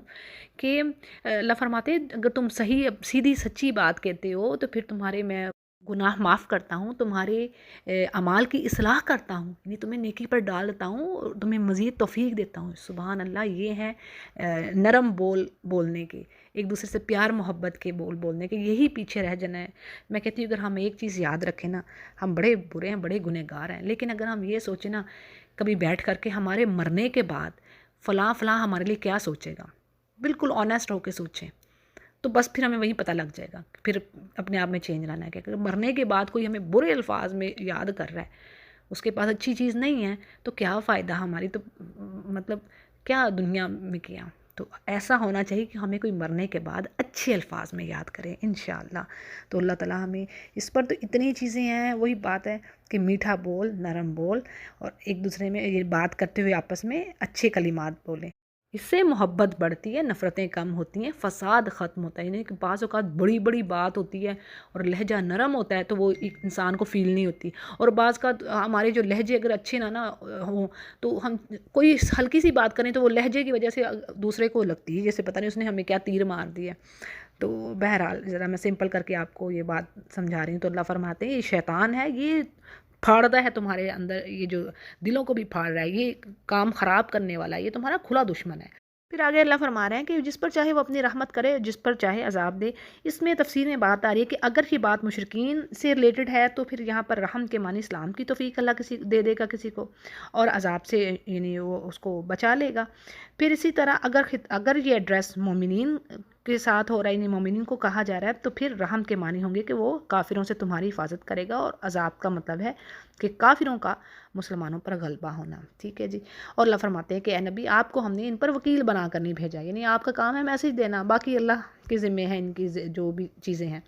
اور کہا جا رہا ہے کہ بے شک آپ کا رب خوب جانتا ہے جو آسمان و زمین میں ہے، اور یقیناً اللہ نے فضیلت دی بعض نبیوں کو بعض پر، اور ہم نے داؤد علیہ السلام کو زبور عطا فرمائی۔ دیکھیں یہ بات ہم پڑھی تھی نا، ہم نے تلک الرسل فضلنا، سورۃ البقرہ میں بات آتی ہے کہ ہم نے بعض رسولوں کو بعض پر فضیلت عطا کی، ان کو ڈیفرنٹ معجزات دیے، یعنی نشانیاں اللہ کی، کوئی کسی کو اونٹنی دی گئی ہے، عیسیٰ علیہ السلام کے بارے میں آتا ہے کہ وہ مردوں کو زندہ کرتے تھے، کوڑی کو ٹھیک کرتے تھے۔ اسی طرح نبی کریم صلی اللہ علیہ وسلم کی اپنی شان اور اپنی ان کی فضیلت ہے، لیکن وہ سید الانبیاء ہیں، یعنی تمام نبیوں کے سردار۔ ٹھیک ہے، لیکن اس کے باوجود آپ صلی اللہ علیہ وسلم نے کیا فرمایا، یعنی حدیث کے الفاظ ہیں کہ تم مجھے انبیاء کے درمیان فضیلت مت دو، صحیح بخاری جس کو روایت کرتے ہیں۔ کیا مطلب ہے اس کا؟ یعنی کہ ایک طرح سے امت کو انبیاء کا ادب و احترام سکھایا گیا ہے۔ ٹھیک ہے، یعنی انسانوں، اللہ نے تو فضیلت دی ہے، بعض کو بعض پر پریفرنس دی ہے، لیکن انسانوں کو نہیں پتہ کہ اللہ کی کیا حکمہ ہے اس کے پیچھے، اور اسی لیے آپ نے اپنی امت کو یہ چیز سکھلائی، یعنی کہ ایسا نہ ہو کسی دوسرے نبی کی شان میں یعنی امت جو ہے کوئی کسر کر دے۔ دیکھیں نا، ہمارا تو ایمان ہی مکمل نہیں ہوتا جب تک کہ سارے نبیوں پر ایمان نہ لایا جائے، تو ان کا ادب و احترام اپنی جگہ پر۔ آگے کافروں سے کہا جا رہا ہے کہ اے نبی ان سے کہہ دیجئے کہ اللہ کے سوا جنہیں یہ عبادت کرتے ہیں، انہیں پکارتے ہیں، تو وہ نہ تو ان کی کوئی تکلیف دور کر سکتے ہیں اور نہ ہی بدل سکتے ہیں۔ یعنی جو یہ فرشتے لے لیں جو معبود بنائے ہوئے ہیں، یا بزرگوں کی وہ تصویریں، مجسمے، مورتیاں، یعنی جس کو اللہ کے ساتھ شریک کر رہے ہیں۔ عزیر علیہ السلام کو یہودیوں نے بیٹا بنا دیا اللہ کا، عیسائیوں نے عیسیٰ علیہ السلام کو بیٹا بنا دیا۔ تو بات یہ ہے کہ ان کے من گھڑت جو الہ ہیں، ان کی کسی تکلیف کو دور نہیں کر سکتے،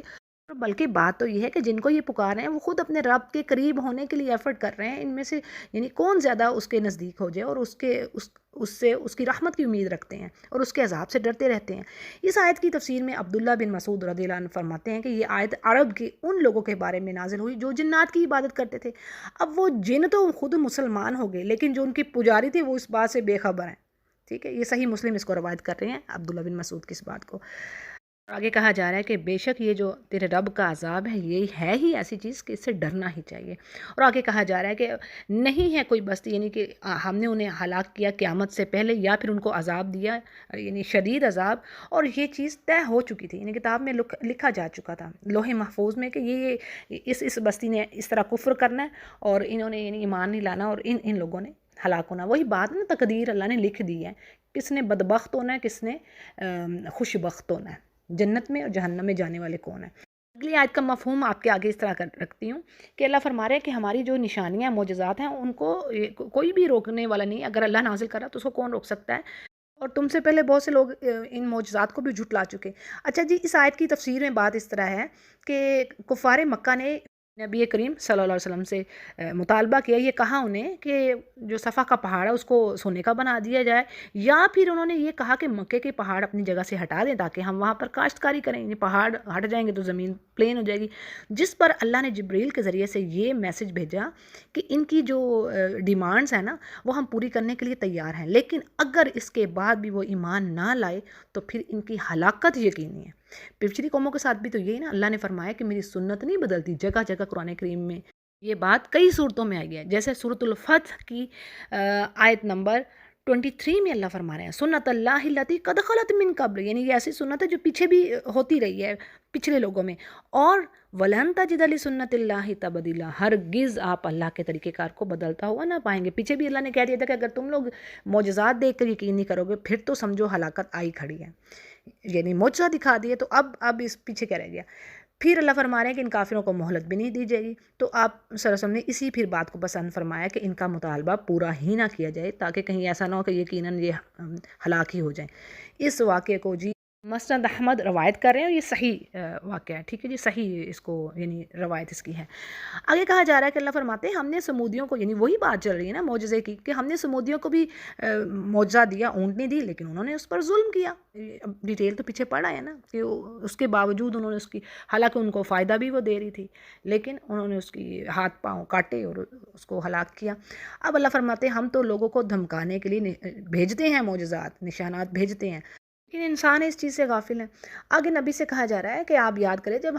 ہم نے آپ سے فرمایا کہ آپ کے رب نے لوگوں کو گھیر رکھا ہے، یعنی یہاں سے کیا مراد ہے، میسج کیا ہے اللہ کا کہ نبی سے کہنا کہ آپ بے خوفی سے تبلیغ کیجئے، یہ کافر آپ کا کچھ نہیں بگاڑ سکتے، ہم نے آپ کی حفاظت کا پورا انتظام کیا ہوا ہے، اور جو رؤیا یعنی جو خواب آپ کو دکھایا وہ لوگوں کے لیے صاف آزمائش تھی، اور اسی طرح وہ درخت بھی جس سے قرآن میں اظہار نفرت کیا گیا۔ اچھا جی، وہ کیا چیز تھی؟ یعنی یہاں پر تفسیر میں بات آتی ہے کہ معراج کا واقعہ کہ جو بہت سے کمزور لوگوں کے لیے فتنے کا باعث بن گیا، یعنی معراج کا جو واقعہ تھا نا، جو کمزور ضعیف ایمان والے لوگ ہوں گے وہ اس پہ یقین ہی نہیں کر رہے ہوں گے کہ ایسا ہوا۔ اب اس سے کیا ہوا، فتنے کا باعث بنا کہ وہ لوگ مرتد ہو گئے، ٹھیک ہے، یعنی وہ اپنے ایمان سے پھر گئے کہ ایسا نہیں ہو سکتا، اللہ تعالیٰ معاف کرے۔ پھر اسی طرح آگے جو درخت کی بات کی جا رہی ہے تو اس سے مراد زقوم کا درخت، توہر کا درخت ہے، اور جس کو نبی کریم صلی اللہ علیہ وسلم نے شب معراج میں دیکھا تھا جہنم میں، ٹھیک ہے، اور یہ کہاں پڑھا بلا ہم نے؟ سورہ صافات میں۔ اس کے بارے میں یہ بھی بات کہی جاتی ہے کہ اس کے جو پھل کے شگوفے جو ہوتے ہیں وہ شیطان کے سروں کے جیسے، یعنی ایسے کریہ اور نفرت دلانے والے، بری یعنی دیکھنے میں برے، تو یہ سورہ صافات میں ڈیٹیل آتی ہے۔ اللہ فرما رہا ہے کہ ہم ان آیات سے ان کو ڈرا رہے ہیں، لیکن یہ ہے کہ یہ سرکشی میں ہی یعنی یہ بڑھ رہے ہیں۔ اچھا جی، اب یہاں سے کچھ اتنی آیات ہیں جس میں ابلیس اور آدم علیہ السلام کا قصہ ہے، یعنی جب اللہ سبحانہ تعالیٰ نے آدم علیہ السلام کو بنایا تو فرشتوں کو حکم دیا کہ سجدہ کیجئے۔ سورہ صاد میں پڑھا تھا ہم نے یہ قصہ، ٹھیک ہے نا، سورہ صاد کے آخری پیج پر، جو میرے پاس مصحف ہے میں اس کی بات کرتی ہوں جب بھی میں اگر پیجز کی بات کروں، تو فرشتوں کو حکم دیا کہ آدم کو سجدہ کریں، تو ابلیس کے سوا سب نے سجدہ کیا۔ اب ابلیس نے کہا کہ میں نے تو اس کو سجدہ نہیں کرنا جسے تو نے مٹی سے پیدا کیا، اور سورہ صاد میں اللہ فرماتے ہیں کہ اے ابلیس تجھے کیا ہو، یعنی تو تکبر کر رہا ہے، یہ تو اپنے آپ کو کیا بڑوں میں سمجھ رہا ہے کہ جس کو میں نے اپنے دونوں ہاتھوں سے یعنی یہ بات اللہ نے ایمفسائز کیا کہ اس کو میں نے اپنے دونوں ہاتھوں سے بنایا ہے، ایک زبردست تخلیق ہے اللہ کی آدم علیہ السلام، تو نے ان کو سجدہ کیوں نہیں کیا؟ اچھا، پھر یہاں پر بات آ رہی ہے کہ وہ کہتا ہے کہ اچھا کہ یعنی اللہ نے ساتھ ہی فوراً جب اس نے انکار کیا نا سجدہ سے، اللہ نے فوراً کہہ دیا کہ نکل جا، تو مردود ہے، قال فخرج منہا فإنک رجیم، سورہ صاد کی آیات پڑھ رہی ہوں آخری، اور تجھ پر لعنت ہے میری قیامت کے دن تک، ٹھیک ہے نا؟ اب یہاں پر بھی اس نے کہا جی کہ اللہ اب تو ٹھیک ہے پھر مجھے مہلت دے، یعنی تو نے مجھ پر لعنت کرتی ہے، اور اس آدم علیہ السلام کی وجہ سے یہاں پر اب سورۃ الاسراء میں یہ بات آ رہی، وہ کہتا ہے اچھا کہ اللہ تو نے مجھے اس کو پریفرنس دی ہے، فضیلت دی ہے مجھ پر، تو اب تو مجھے بھی ڈھیل دے، مجھے مہلت دے ذرا، میں اس کی اولاد کو، یعنی میں نے چھوڑوں گا اس کی اولاد کو سوائے تھوڑے، اور وہاں سورہ صاد میں بھی یہی بات آتی ہے، وہ کہتا ہے کہ بس تیرے جو بندے مخلص ہوں گے وہی میرے داؤ سے بچیں گے، ورنہ میں چھوڑوں گا نہیں۔ جیسے یہ بھی بات آتی ہے نا کہ وہ اوپر سے نیچے سے دائیں سے بائیں سے ہر طرف سے انسانوں پر آ کر حملہ کرے گا، ان کو بہکائے گا سیدھی راہ سے، تو اللہ فرماتا ہے ٹھیک ہے جا تو، یعنی تجھے مہلت ملی ہے، جو تجھے فالو کریں گے تجھے اور میں تیرے فالوورز کو میں جہنم سے بھر دوں گا، میں جہنم میں بھیجوں گا، لیکن میرے مخلص بندے تیرے ساتھ نہیں ہوں گے، یہ ایک بات کئی جگہوں پر آئی ہے۔ اچھا جی، اگلی آیت بڑی اہم، یعنی کس کس طریقے سے بہکائے گا وہ، ٹھیک ہے شیطان۔ اب یہاں پر کیا بات آ رہی ہے کہ اللہ نے جب کہہ دیا نا کہ جا ٹھیک ہے تو اپنا کام کر لے، تجھے مہلت ملی ہے، تو اب وہ انسانوں کو اپنی آواز سے بہکائے گا، ذرا یہ میں مفہوم رکھ رہی ہوں ٹھیک ہے آپ کے آگے، اپنی آواز سے بہکائے گا، یعنی اس سے مراد پرفریب دعوت کہہ لیں، گانے، موسیقی، اور اس طرح موسیقی کے جو انسٹرومنٹس ہیں، جو بھی یعنی چیزیں ہیں جو جس سے انسان گمراہ ہو، اس طرح وہ قوالیاں جس میں پتہ نہیں کیا وہ پیچھے سے میوزک لگا ہوتا ہے اور کیا کر رہے ہوتے ہیں، اللہ تعالیٰ معاف فرمائے، تو یہ سب ہیں، یعنی یہ سب اس کی گانے سننا، یہ اس کی آواز ہے، ٹھیک ہے، یہ شیطان کی آواز ہے، سمجھ آ گئی بات کی۔ پھر اسی طرح کہا گیا کہ تمہارے جو لشکر ہیں، انسانوں میں بھی ہیں اور جنوں میں سے بھی ہیں اس کے لشکر، تو وہ کیا کرتے ہیں، وہ انسانوں کو گمراہ کرتے ہیں، سیدھی راہ سے ہٹاتے ہیں۔ پھر اسی طرح وہ مال میں شرکت کرے گا، یعنی مال میں کیسے شیئرنگ کرے گا انسانوں کی، کہ حرام ذریعے سے لوگ مال کما رہے ہیں، پھر اسی طرح حرام طریقے پر مال خرچ کرنا، یعنی حرام کمانا اور حرام جگہوں پر خرچ کرنا، اللہ کی خاطر نہ دینا مال، جیسے مویشیوں کو یا بتوں کے ناموں پر وقف کر دینا، قربانیاں کرنا، پھر اسی طرح جو آپ یہ جو میوزک جیسے بھی بات ہوئی ہے، ان چیزوں پر فحاشی کے کاموں میں پیسے کو خرچ کرنا، تو یہ سارے وہ جو دوسروں کے لیے بھی برائی کا باعث بن رہے ہیں، یعنی دوسروں کو بھی گمراہ کر رہے ہیں، تو یہ سب یعنی شیطانی راہ میں، جس طرح اب شادیوں کو بھی آپ دیکھ لیں، فضول رسومات، بیہودہ رسومات پر پیسہ خرچ کرنا، کیا وہ اللہ کی راہ میں جا رہا ہے؟ وہ سب شیطان کے جا رہا ہے حصے میں۔ اس طرح ہر وہ کھیل کے دیکھ لیں، بیہودہ چیز جو نہ نفع دے رہی ہے دنیا کا نہ آخرت کا، ٹھیک ہے جی۔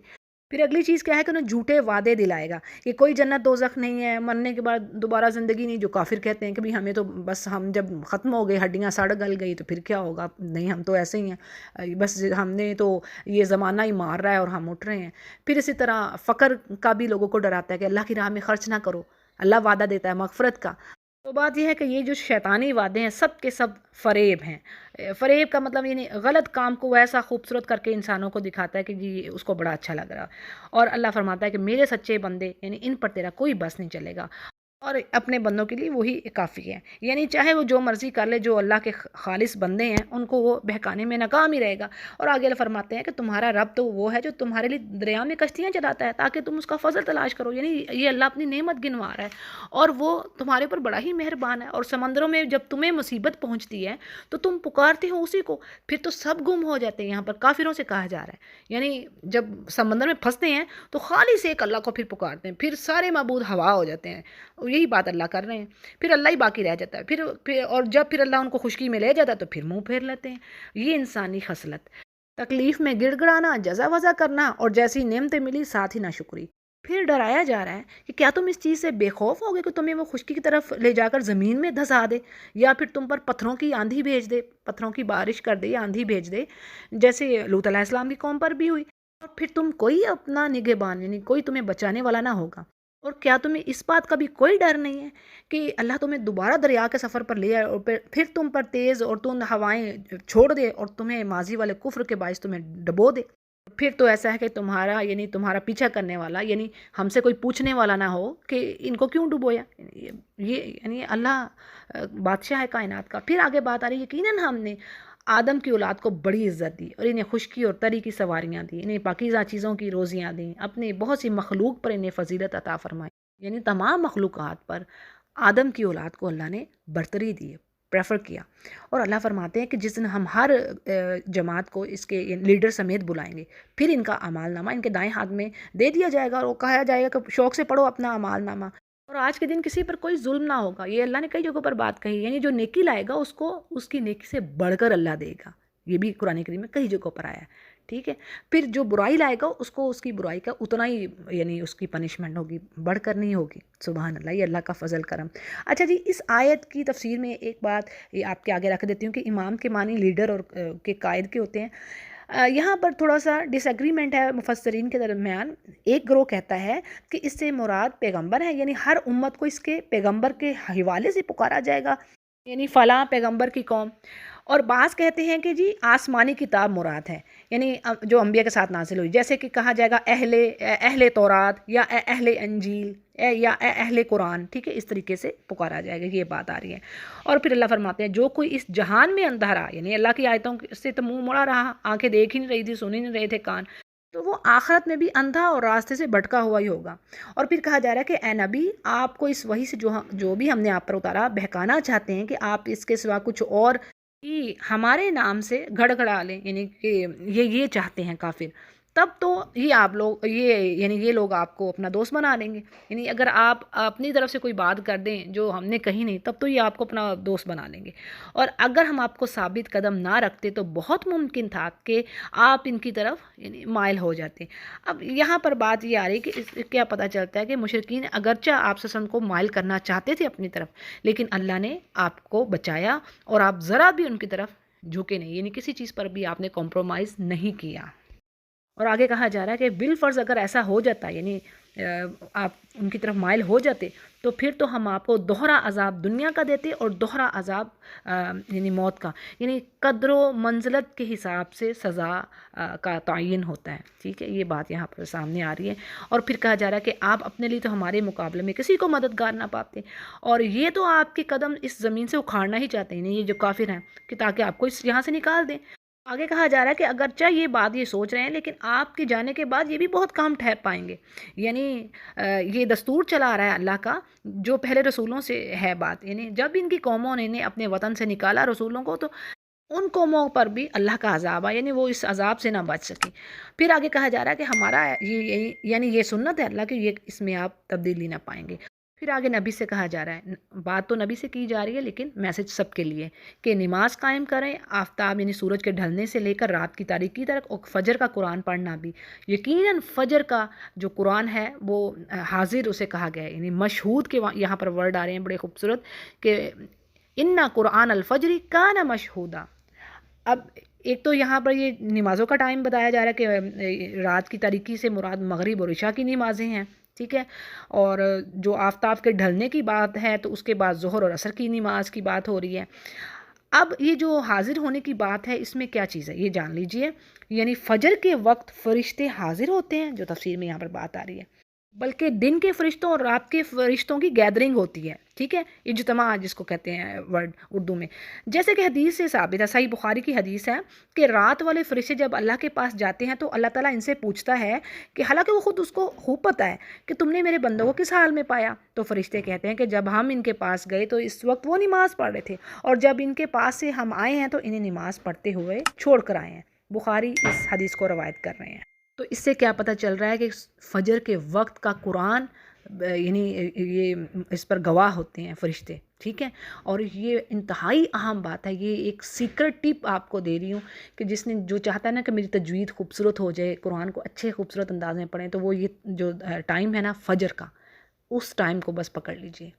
اسی طرح اس آیت میں جو تہجد کی نماز کا کہا جا رہا ہے، اس پر بعض مفسرین کہتے ہیں کہ نبی کریم صلی اللہ علیہ وسلم پر تہجد کی نماز بھی فرض تھی، جس طرح 5 نمازیں فرض تھی، اس طرح آپ پر یہ 6ٹھی نماز بھی فرض تھی، البتہ امت کے لیے تہجد کی نماز فرض نہیں ہے، ٹھیک ہے، امت کے لیے وہ نفل ہی ہیں۔ اور آگے جو مقام محمود کی بات ہوئی ہے اس کے بارے میں بھی جان لیجئے کہ یہ وہ مقام ہے، یعنی یہ وہ درجہ ہے، عظیم درجہ، کہ جو نبی کریم صلی اللہ علیہ وسلم کو قیامت والے دن اللہ تعالیٰ فرمائیں گے، اور اسی مقام پر آپ وہ شفاعت عظمیٰ کا مطلب ہوتا ہے بہت بڑی شفاعت، گریٹ انٹرسیشن کہہ لیں، وہ ہوگا جس کے بعد لوگوں کا حساب کتاب شروع ہوگا، یعنی آپ صلی اللہ علیہ وسلم لوگوں کا حساب کتاب شروع کروانے کے لیے شفاعت کریں گے۔ اگلی آیت میں بڑی اہم دعا کے بارے میں بتایا جا رہا ہے کہ اگر آپ کسی جگہ پر انٹر ہو رہے ہیں یا کہیں سے نکل رہے ہیں تو اس دعا کو پڑھیے، ٹھیک ہے؟ یہ دعا، اور اس کے پیچھے اور بھی اوپینینز ہیں، وہ بھی میں آپ کے آگے رکھ دیتی ہوں، لیکن جو یہ پہلی بات میں نے کہہ دی، کہیں جانے کے لیے اور کہیں سے کسی جگہ سے نکلنے کے لیے بھی یہ دعا پڑھی جاتی ہے۔ پہلے ہم دعا کے الفاظ پڑھتے ہیں کہ اللہ فرماتے ہیں کہ دعا کیا کریں، یعنی پوری امت سے کہا جا رہا ہے، رسول سے بھی پوری امت سے بھی، کہ اے میرے رب مجھے جہاں لے کر جا اچھی طرح، یعنی سچائی سے لے کر جا، اور جہاں سے نکال سچائی سے نکال، اور میرے لیے اپنے پاس سے غلبہ اور مدد دے۔ اچھا جی، اس کے اوپر ڈیفرنٹ اوپینینز ہیں۔ بعض مفسرین کہتے ہیں کہ یہ آیت ہجرت کے موقع پر آئی، جب آپ کو یہ مسئلہ تھا کہ مدینے میں داخل ہونا تھا اور مکے سے نکلنا تھا، اور بعض کہتے ہیں کہ جی اس کے معنی یہ ہے کہ سچائی کے ساتھ موت دینا، یعنی اے اللہ مجھے سچائی کے ساتھ موت دینا اور سچائی کے ساتھ قیامت والے دن اٹھانا، ٹھیک ہے، دوسری رائے ہوگی۔ تیسری اوپینین کیا ہے کہ بعض مفسرین کہتے ہیں کہ جی اس کا مطلب یہ ہے کہ مجھے قبر میں سچا داخل کرنا، اور قیامت کے دن قبر سے تو جب اٹھا تو سچائی کے ساتھ قبر سے اٹھانا، سبحان اللہ۔ تو امام شوکانی فرماتے ہیں کہ یہ دعا ایسی ہے کہ اس میں یہ تقریباً سب ہی باتیں آ جاتی ہیں، ٹھیک ہے، تو یہ ساری ہی باتیں آ گئی، یعنی جب آپ کو کہیں نئی جگہ پہ جانے کا مسئلہ ہے یا اس سے نکلنے کا مسئلہ ہے تو اس دعا کو، بڑی خوبصورت دعا ہے، اس کو ضرور یاد کر لیجئے۔ سورۃ الاسراء کی آیت نمبر 80 ہے۔ اچھا جی، آگے اللہ فرماتے ہیں اور آپ اعلان کر دیں کہ حق آ گیا اور جو باطل ہے وہ مٹے گا، اور وہ ہے ہی مٹنے کے لیے۔ اور پھر کہا جا رہا ہے کہ یہ جو قرآن ہم اتار رہے ہیں یہ شفا ہے، رحمت ہے مومنین کے لیے، اور قرآن کریم میں ایک اور جگہ پر یہی بات آتی ہے، قرآن کریم شفا ہے، یعنی اس کا پڑھنا، اس کا سننا، جو خالی سن رہا ہوتا ہے نا اس کی طرف رحمت تیزی سے دوڑتی ہے۔ یہ بھی قرآن کریم کے الفاظ ہیں کہ جب آپ قرآن کو سنو، خاموشی سے سنو، تیزی سے رحمت اس کی طرف آتی ہے۔ تو سبحان اللہ، جو پڑھے گا تو پھر اس کا درجہ کیا ہوگا۔ تو جی یہ بات آ رہی ہے کہ یہ قرآن کریم شفا ہے، رحمت ہے، اور جو ظالم ہیں وہ تو بس اپنے خسارے میں ہی بڑھیں گے، یعنی جو ایمان نہیں رکھ رہے ان کے لیے اور کچھ نہیں ہے، خسارہ ہی خسارہ ہے۔ اور آگے پھر جی انسان کی خصلت کے بارے میں بات ہو رہی کہ جب اللہ انسان پر انعام کرتا ہے، نعمتیں دیتا ہے تو وہ اس سے منہ پھیرتا ہے، اور جب پھر اس کو تکلیف پہنچتی ہے تو ساتھ ہی مایوس، یعنی میرے رب نے تو مجھے چھوڑ دیا، یعنی خوشحالی میں اللہ کوئی یاد نہیں ہے، اور تکلیف میں پھر گڑ گڑانا، جزا وزا کرنا، اور یہ بات کئی جگہوں پر پیچھے ہم نے پڑھ لی ہے، ٹھیک ہے۔ لیکن اہل ایمان کا معاملہ جو ہے، جو صحیح مومن ہے، اس کا معاملہ دونوں حالتوں میں مختلف ہوتا ہے، یعنی وہ تکلیف پہ بھی شکر کرتا ہے، اور جو خوشی آئی اس پہ بھی وہ اللہ کا شکر گزار ہے۔ آگے بڑی اہم بات کہی جا رہی ہے کہ ہر شخص اپنے طریقے پر چل رہا ہے، اپنے جو اس کی فطرت ہے، نیچر ہے، اس کے حساب سے وہ کام کر رہا ہے، اور اللہ کو خوب پتہ ہے جو ہدایت کے راستے پر ہے۔ اس کی وضاحت میں بات اس طرح بھی ہے کہ بعض مفسرین کہتے ہیں کہ اس میں کافر کے لیے یعنی تنبیہ کا پہلو ہے، اور مومن کے لیے تعریف کا، مطلب یہ کہ ہر انسان ایسا عمل کرتا ہے جو اس کے اخلاق اور کردار کو اس کی پکچر دکھا رہا ہے، ٹھیک ہے، جو اس کا اخلاق ہے، جو کردار ہے، اس نے ویسا ہی کام کرنا ہے نا، جو اس کی عادت ہوگی، جو طبیعت ہوگی۔ جو بد اخلاق ہوتے ہیں وہ چاہیں بھی تو وہ اخلاق کا مظاہرہ نہیں کر پاتے، تو یہ بات ہے یہاں پر۔ اور آگے کہا جا رہا ہے نبی سے کہ یہ لوگ آپ سے روح کے بارے میں سوال کرتے ہیں تو آپ انہیں کہہ دیجئے کہ روح میرے رب کے حکم سے ہے، اور تمہیں اس چیز کا بہت کم علم دیا گیا۔ اس کی وضاحت اس طرح ہے کہ ایک یہودیوں نے ایک بار آ کے آپ صلی اللہ علیہ وسلم سے پوچھا روح کے بارے میں، تو اس پر پھر آپ صلی اللہ علیہ وسلم نے فرمایا کہ روح جو ہے اس کے بارے میں اس کی حقیقت کیا ہے یہ کوئی نہیں جانتا، یہ ایک ایسی باریک لطیف شے ہے جو کسی کو نظر نہیں آتی، لیکن ہر جاندار کی قوت، توانائی سب یعنی اسی کے اندر چھپی ہوئی ہے، یعنی روح ہے تو جان ہے۔ تو بات یہ ہے کہ اس کا علم انبیاء سمیت بہت ہی کم دیا گیا ہے، اور آگے اللہ فرما رہے ہیں کہ اگر ہم چاہیں تو یقیناً ہم جو وہی آپ کی طرف کر رہے ہیں وہ سب لے جائیں، یعنی یہ کتاب سے مٹا دیں یا آپ کے دل سے ہی اس کو بھلا دیا جائے، تو آپ اس چیز پر کوئی یعنی اللہ کے سوا کوئی آپ کی مدد نہ کر سکے گا، اور سوائے یہ کہ اللہ کی رحمت ہے، یعنی یہ اللہ کا آپ پر بہت بڑا فضل ہے۔ پھر آگے کہا جا رہا ہے کہ کہہ دیجئے کہ اگر تمام کے تمام انسان اور جن اکٹھے ہو جائیں اس بات پر کہ قرآن کے مثل کچھ وہ لانا چاہیں تو ہرگز نہ ایسا لا سکیں، چاہے وہ ایک دوسرے کے کتنے ہی بڑے مددگار بن جائیں۔ اور ہم نے تو اس قرآن میں لوگوں کے سمجھنے کے لیے یعنی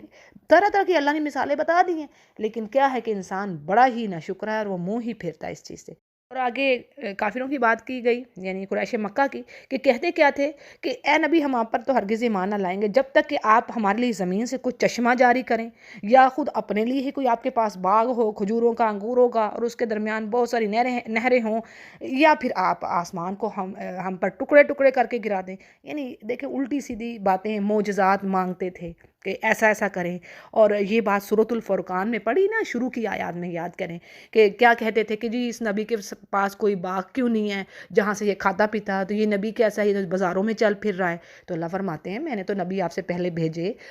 ان کو بیویاں بھی دی، ان کو اولاد بھی دی، وہ بازاروں میں چلتے پھرتے تھے، کھانا کھاتے تھے، پیتے تھے۔ تو یہ کیا بات ہے بھی، زمین پہ فرشتے ہوتے تو میں فرشتے بھیجتا، قرآن کریم میں اللہ نے فرمایا۔ تو یہ باتیں بھی یہ جو کافر تھے یہ کرتے، یہ نہیں کہتے کہ آسمان کو ٹکڑے ٹکڑے کر کے گرا دو جیسا کہ آپ کا گمان ہے کہ ہمیں تو عذاب ملے گا، یا پھر خود اللہ تعالیٰ اور فرشتوں کو ہمارے سامنے آپ لا کھڑا کریں، یعنی وہ ہمارے سامنے تبھی ہم یقین کریں گے۔ یہ بات وہی یہودیوں والی بھی آتی ہے نا کہ موسیٰ علیہ السلام سے کہا تھا کہ ہم تو ایمان نہ لائیں گے، لن نؤمن حتی نری اللہ جہرا، حتیٰ کہ ہم اللہ کو کھلم کھلا ہی دیکھ لیں۔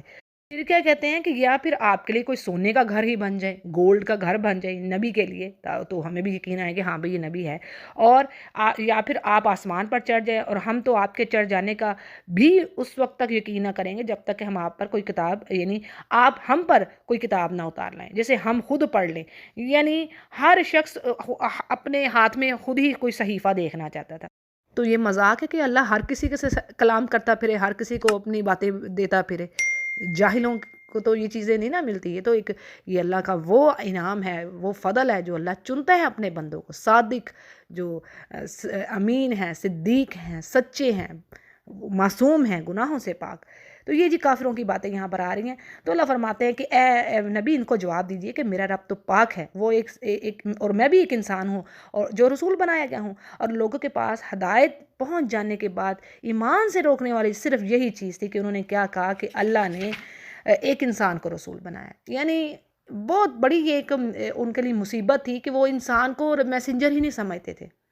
فرعون نے بھی یہی کہا تھا نا موسیٰ علیہ السلام کے لیے بھی، اس کے ساتھ تو فرشتے نہیں ہیں، اس کو تو کڑے بھی نہیں سونے کے اس نے پہنے ہوئے، اس کے پاس تو مال و دولت ہی نہیں ہے، تو یہ کیسا میسنجر ہے، یہ کیسا اللہ کا رسول ہے؟ تو یہ اللہ نے کہہ دی کہ یہ ایک بہت بڑی بات تھی، یعنی فتنے میں پڑ گئے اکثریت انسانوں کی۔ پھر اسی طرح دوسری طرف ایک ایکسٹریم یہ ہوئی، دوسری ایکسٹریم کیا ہوئی کہ لوگوں نے انسان ہی کو اللہ کا یعنی اللہ کی اولاد بنا دی، تو یہ بھی شرک کر دیا۔ کہا جا رہا ہے کہ اے نبی آپ کہیں کہ اگر زمین میں فرشتے چلتے پھرتے، وہی جو میں نے بات پہلے بھی بتا دی قرآن ہی کی، تو بات یہ ہے کہ اگر زمین پر فرشتے ہوتے تو ہم پھر ان کے پاس آسمانی فرشتے ہی رسول بنا کر بھیجتے، اور تو اے نبی ان سے کہیے کہ میرے اور تمہارے درمیان تو اللہ تعالیٰ گواہ کافی ہے، یعنی اللہ کا خوب پتہ ہے، وہ اپنے بندوں سے خوب واقف ہے، بخوبی دیکھنے والا ہے، اور اللہ نے آپ کو رسول بنا کر بھیجا ہے، اسے پتہ ہے کس نے ایکسیپٹ کرنا ہے اور کس نے کیا کام کرنے ہیں، حجتیں بنانی ہیں، اور جس کی رہنمائی وہ کرتا ہے یعنی وہ ہدایت یافتہ ہو جاتا ہے، اور جسے وہ راہ سے بھٹکا دے تو پھر ممکن نہیں ہے اس کو کوئی ہدایت دے دے۔ اچھا جی، آگے قیامت کے دن کا نقشہ کھینچا گیا اور مجرموں کی کیا حالت ہوگی یہ بتایا گیا کہ اللہ فرماتے ہیں اس دن مجرموں کو اوندھے منہ، یعنی منہ کے بل وہ اکٹھے ہوں گے، قیامت کے روز اللہ جمع کرے گا، اور وہ گونگے اور اندھے اور بہرے ہوں گے، حالانکہ دنیا میں تو ایسے نہ تھے لیکن اس دن ایسے ہوں گے۔ آیت میں جو الفاظ آ رہے ہیں ان کا ٹھکانہ جہنم ہوگا۔ اس پر حدیث ہے کہ صحابہ کرام نے تعجب کا اظہار کیا کہ اوندھے منہ کس طرح حشر ہوگا، کیسے اکٹھا کیا جائے گا ان کو؟ تو آپ نے فرمایا جس اللہ نے ان کو پیروں پر چلنے کی قوت دی ہے وہ اس بات پر بھی قادر ہے، وہ پاور رکھتا ہے کہ انہیں منہ کے بل چلا دے۔ ٹھیک ہے جی، اس حدیث کو صحیح بخاری روایت کر رہے ہیں۔ اور آگے کہا جا رہا ہے کہ یہ جو جہنم کی آگ ہے جب کبھی وہ ہلکی ہونے لگے گی، بجھنے لگے گی، اللہ اس کو اور بھڑکا دے گا، اور یہ سب بدلا اس چیز کا کہ اللہ کی آیتوں سے انہوں نے کفر کیا، اور کیا کہتے تھے کہ جی ہماری ہڈیاں جب ریزہ ریزہ ہو گئی اور ہم نے نئی پیدائش میں پھر کس طرح کوئی کھڑا کرے گا، یعنی یقین ہی نہیں ہے کہ اللہ کے سامنے حاضر ہونا ہے۔ اس پر اللہ فرماتے ہیں کیا یہ آسمان و زمین کی طرف دیکھتے نہیں ہیں؟ اللہ قادر ہے اس چیز پر کہ جس نے ان کو پہلی مرتبہ پیدا کیا وہ دوبارہ ان کو پھر اسی حالت میں لوٹا لے گا، اور ان کے لیے اللہ نے ایک وقت مقرر کر رکھا ہے، یعنی قیامت کا دن جو بالکل شک و شبے سے خالی ہے، یعنی یقیناً وہ آئے گا، اور ظالم لوگ انکار کیے بغیر یہ تو انکار ہی کر رہے ہیں۔ اور آگے اللہ فرما رہے ہیں کہ یہ لوگ ایسے ہیں، یعنی اے نبی ان سے کہو کہ اگر بالفرض تم میرے رب کی رحمتوں کے خزانے کے مالک بن جاؤ تو بھی تم اس وقت اس کے خرچ ہونے سے، اس کے ختم ہو جانے کے خوف سے لوگوں کو دو گے نہیں، تنگ دل ہی رہو گے، یعنی یہ انسانی خصلت ہے۔ جیسے سورہ نساء کی آیت نمبر 53 میں بھی بات آتی ہے، اللہ فرماتے ہیں اگر ان کو اللہ کی بادشاہی میں سے کچھ حصہ مل جائے تو یہ لوگوں کو کچھ نہ دے، ایون کھجور کی گٹلی میں جو گڑا ہوتا ہے نا، اس کے اندر وہ ایک نکیر ذرا سا چھلکا ہوتا ہے، باریک سا چھلکا ہوتا ہے جھلی کی طرح، اس کو نکیر کہتے ہیں، تو ایون وہ بھی نہ دے جو ذرا برابر چیز ہے۔ تو یہ اللہ کا کرم اور اس کا فضل ہے کہ وہ نہ صرف مومنوں کو دے رہا ہے بلکہ کافروں کو بھی دے رہا ہے۔ اب تو کافی ان کے پاس بلکہ دنیا ہے، دنیا میں ہی تو اسٹرگل کرتے ہیں وہ۔ پھر آگے کہا جا رہا ہے کہ ہم نے موسیٰ کو 9 معجزات دیے، ٹھیک ہے، میں نے بات بتائی تھی نا پہلے بھی کہ 2 معجزات ہم پڑھتے ہیں نا جب سورہ شعراء میں، سورۃ القصص میں، اور یہاں پر اب 9 معجزات کی بات آ رہی ہے۔ اب اس میں کون کون سے تھے؟ ہاتھ کا چمکنا ہوا نکلنا، لاٹھی، اور پھر قحط سالی کا بھی آ رہا ہے، پھر یہاں پر آ رہا ہے نقص ثمرات، طوفان، اور ٹڈی کا بھی ایک طوفان ان کے اوپر جو کھٹمل تھے، چوہے، مینڈک اور خون، ٹھیک ہے جی۔ ایک امام اس پر کہتے ہیں حسن بصری کہ قحط سالی اور نقص ثمرات ایک ہی چیز ہے، اور نواں معجزہ وہ کہتے ہیں لاٹھی کا جادوگروں کے سامنے یعنی وہ سانپ بن جانا۔ اور پھر اسی طرح موسیٰ علیہ السلام کو اور بھی معجزات دیے گئے تھے، جیسے پتھر پر انہوں نے مارا تو 12 چشمے پھوٹ پڑے، لیکن یعنی یہاں پر یہ جو آیات 9 سے یہی مراد ہیں جو میں نے آپ کے آگے مینشن کر دیے، باقی مزید ڈیٹیل آپ احسن البیان میں چیک کر سکتی ہیں۔ ابن عباس رضی اللہ عنہما نے سمندر کا پھٹ کر راستہ بننا ان 9 معجزات میں شمار کیا ہے۔ آیت کے اگلے حصے میں کہا جا رہا ہے کہ آپ خود یعنی 9 معجزات موسیٰ علیہ السلام کو دیے، تو آپ ان بنی اسرائیل سے پوچھئے کہ جب وہ ان کے پاس پہنچے تو فرعون موسیٰ علیہ السلام سے کہنے لگا کہ میرے خیال میں تو اے موسیٰ آپ پر جادو کر دیے گئے۔ اس پر موسیٰ کہنے لگے کہ تجھے یہ خوب علم ہے، یعنی تجھے پتہ چل گیا ہے کہ آسمان و زمین کے رب ہی نے یہ معجزے دکھائے ہیں، یعنی یہ معجزے دکھانے کوئی معمولی بات نہیں ہے، اور تجھے پتہ چل گیا کہ یہ سمجھانے کو آئے ہیں، نازل ہوئے ہیں یہ۔ لیکن اے فرعون میں سمجھ رہا ہوں کہ تو یقیناً برباد اور ہلاک ہو گئے، یعنی سمجھنے کے باوجود تو اس کو ایکسیپٹ نہیں کر رہا اس چیز کو، یہ وضاحت میں بات کر رہی ہوں۔ آگے بات آتی ہے کہ فرعون نے پورا ارادہ کر لی کہ موسیٰ علیہ السلام کو اپنی زمین سے نکالیں، اور دیکھیں تاریخ میں بات آتی ہے کہ بنی اسرائیل کی یعنی یہ گواہی ہے کہ وہ مصر سے نکلنے کے بعد دوبارہ مصر میں واپس نہیں گئے۔ پھر اللہ فرماتے ہیں کہ اس کے بعد ہم نے بنی اسرائیل سے فرمایا کہ اس سرزمین پر رہو، اور جب آخرت کا وعدہ آئے گا تو تم سب کو سمیٹ کر لپیٹ کر اللہ لے آئے گا۔ اب اس سے مراد کون سی زمین ہے؟ تو صحیح بات یہی معلوم ہوتی ہے کہ اس سے مراد فلسطین کی سرزمین ہے، ٹھیک ہے جی، جہاں پر اللہ کہہ رہا ہے کہ تم رہو اور یہیں سے تمہیں اٹھایا جائے گا۔ اور اللہ فرما رہا ہے کہ ہم نے اس قرآن کو حق کے ساتھ اتارا، اور یہ بھی حق کے ساتھ اترا، یعنی حفاظت کے ساتھ قرآن کریم آپ تک پہنچ گیا، یعنی راستے میں کوئی تبدیلی، کوئی اس میں کوئی ادھر کی چیز ادھر نہیں ہوئی، یعنی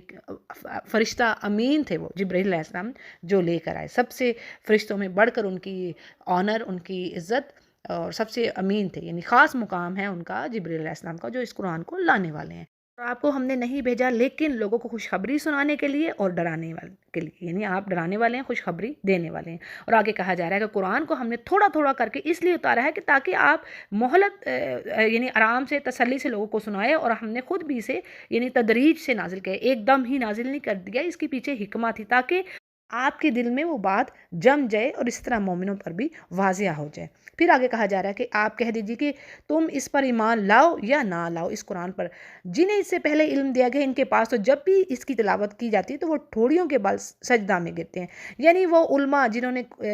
قرآن کے نازل ہونے سے پہلے اللہ کی کتابیں پڑھیں اور جن کو سمجھ آ گئی، جن کو اللہ نے توفیق دے دی، وہ اس کو سنتے ہیں تو ساتھ ہی وہ یعنی سجدہ میں گر پڑتے ہیں۔ جیسے اب دیکھیں پڑھا تھا نا نجاشی کے بارے میں، جب اس نے سورہ مریم کی تلاوت سنی تو اس نے کہا یہ تو وہی چیز ہے، یعنی یہ جو انجیل ہے اور یہ قرآن ایک ہی سورس ہے اس کا، یعنی یہ اللہ ہی کی کتاب ہے۔ ایسے مومن بندے اور کیا بات کہتے ہیں؟ کہتے ہیں کہ ہمارا رب پاک ہے اور بے شک اس کا وعدہ سچا ہے۔ اور پھر بات دہرائی جا رہی ہے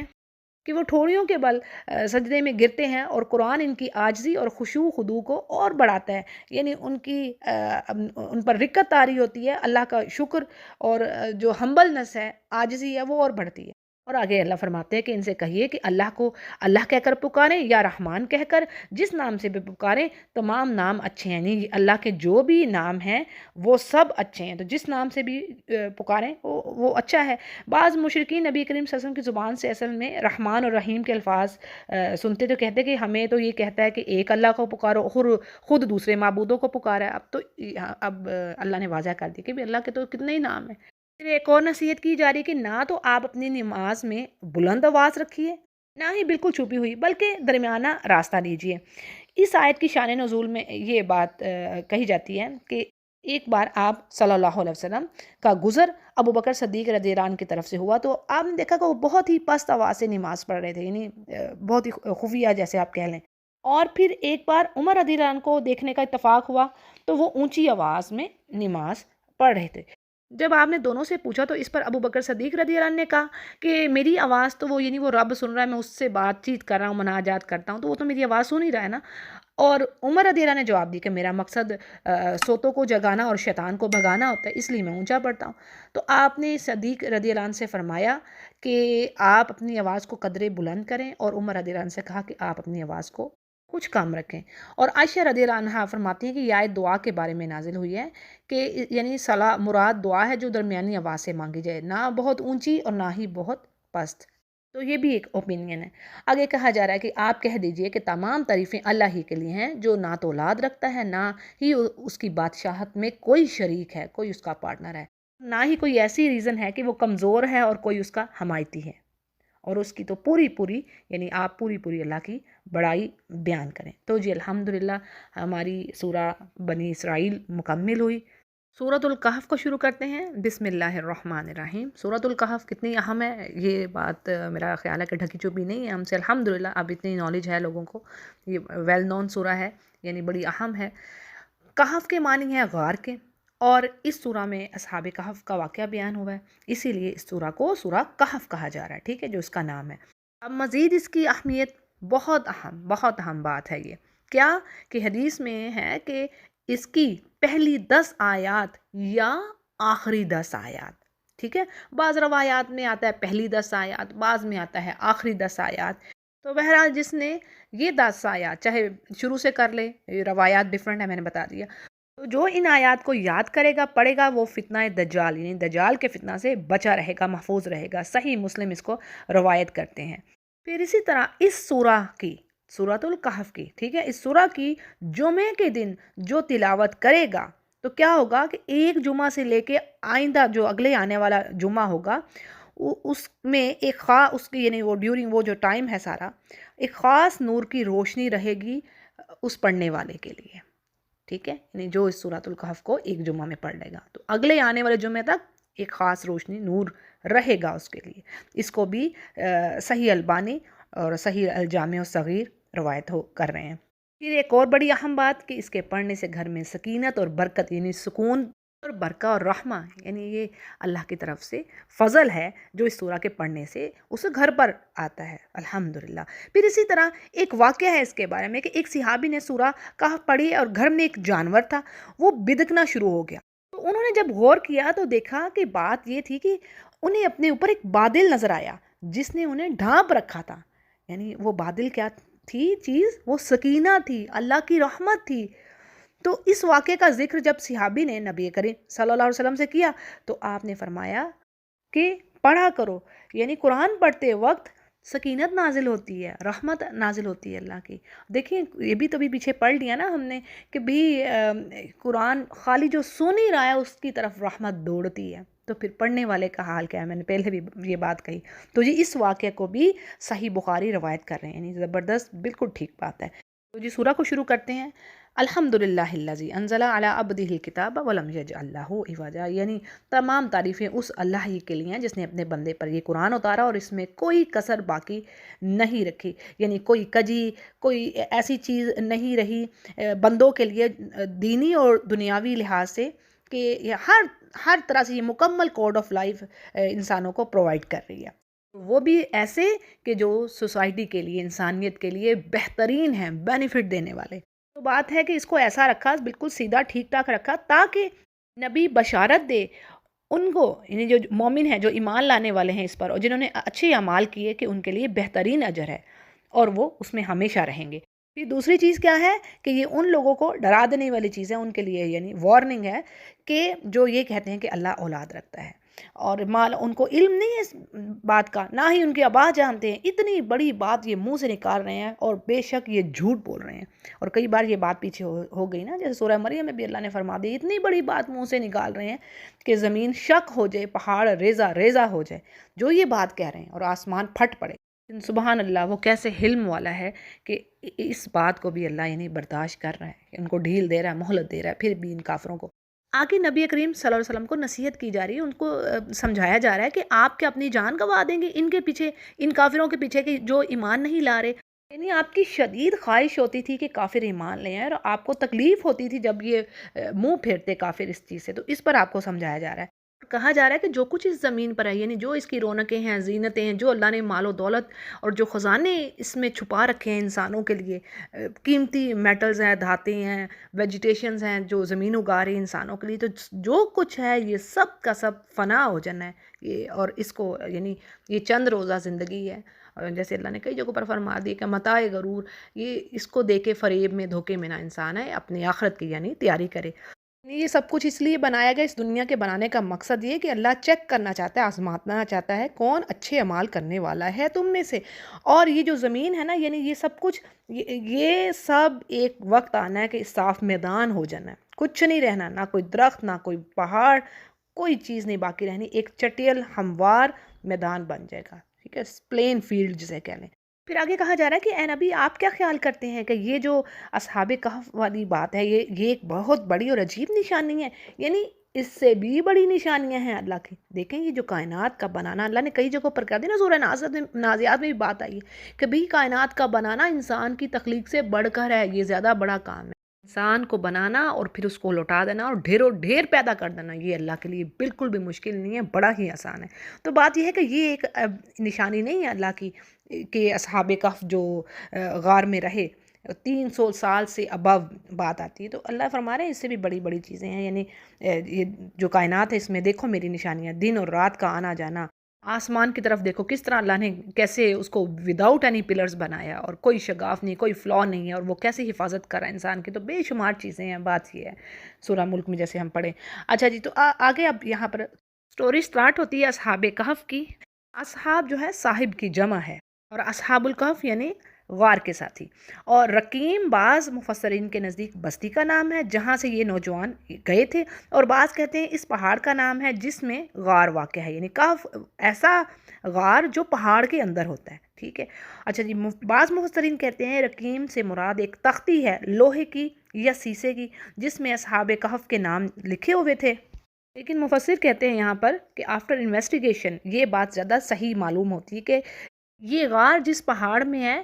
وہ پہاڑ اسی بستی کے نزدیک ہے جس کو اب الرقیب کہا جاتا ہے، یعنی رقیب کہہ لیں کہ رقیم کی بگڑی ہوئی ایک شکل ہے جو وقت کے ساتھ ہو گئی ہوگی۔ اچھا جی، اب وہ نوجوان کون تھے ان کے بارے میں ڈیٹیل میں پہلے آپ کو دیے دیتی ہوں تاکہ پھر آگے ہم انشاءاللہ پڑھتے جائیں گے ان کے بارے میں۔ تو جی تفسیر میں جو بات آ رہی ہے وہ یہ کہ یہ نوجوان، بعض مفسرین کہتے ہیں کہ عیسائیت کے فالوور تھے، یعنی یہ کرسچن تھے، اور بعض کہتے ہیں کہ ان کا زمانہ عیسیٰ علیہ السلام سے پہلے کا ہے۔